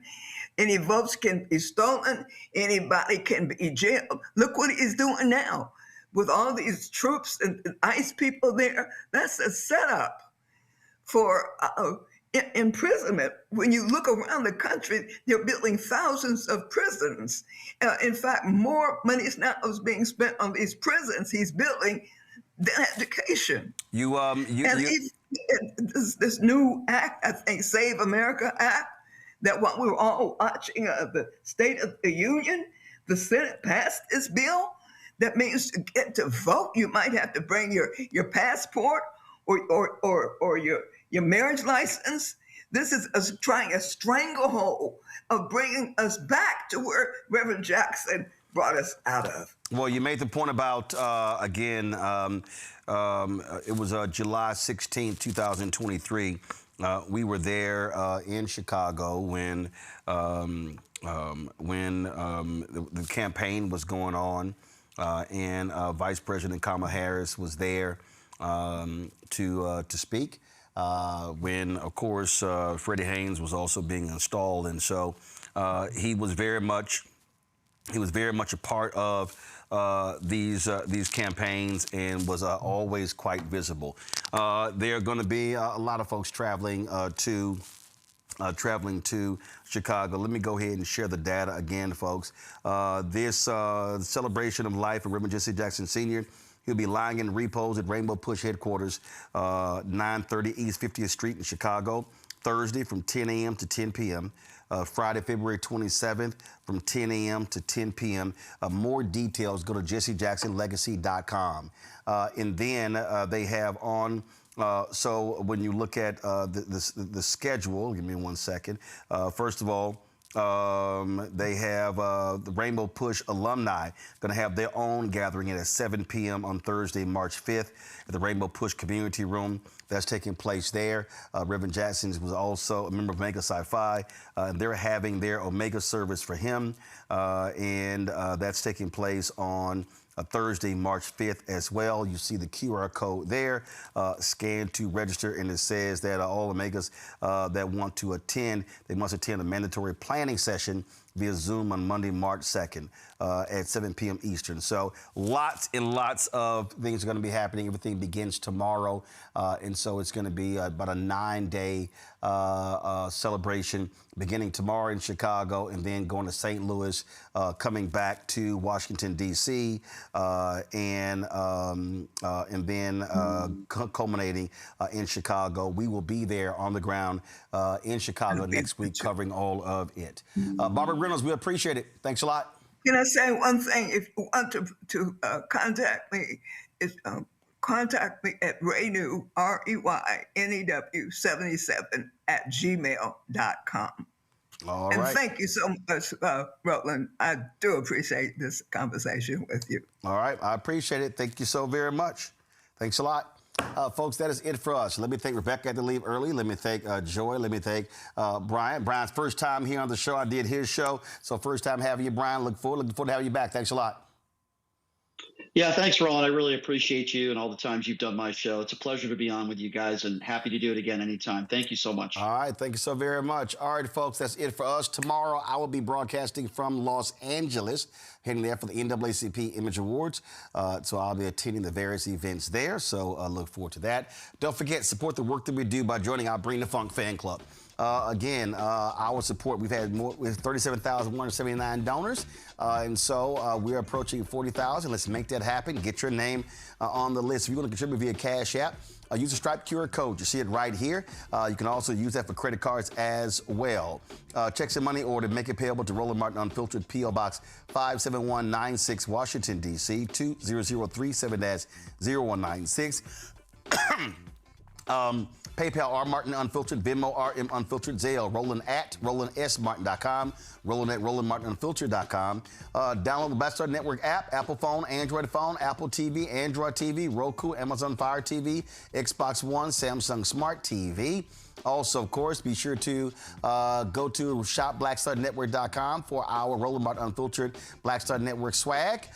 Get our T-shirts, get our mugs, wall art, all that good stuff. Also, support the Black-owned companies that support this network. If you go to our marketplace at shopblackstarnetwork.com, all the items you see right here on this table in our control room, all those items, all those are Black-owned companies. And so whether it's tissue, toilet paper, we've got backpacks, crossword puzzles, all sorts of stuff. Go to, again, shopblackstarnetwork.com. Also, don't forget to download the app fan base as well. All right, folks, I'll see y'all tomorrow right here, Roland Martin Unfiltered on the Black Star Network. Holla!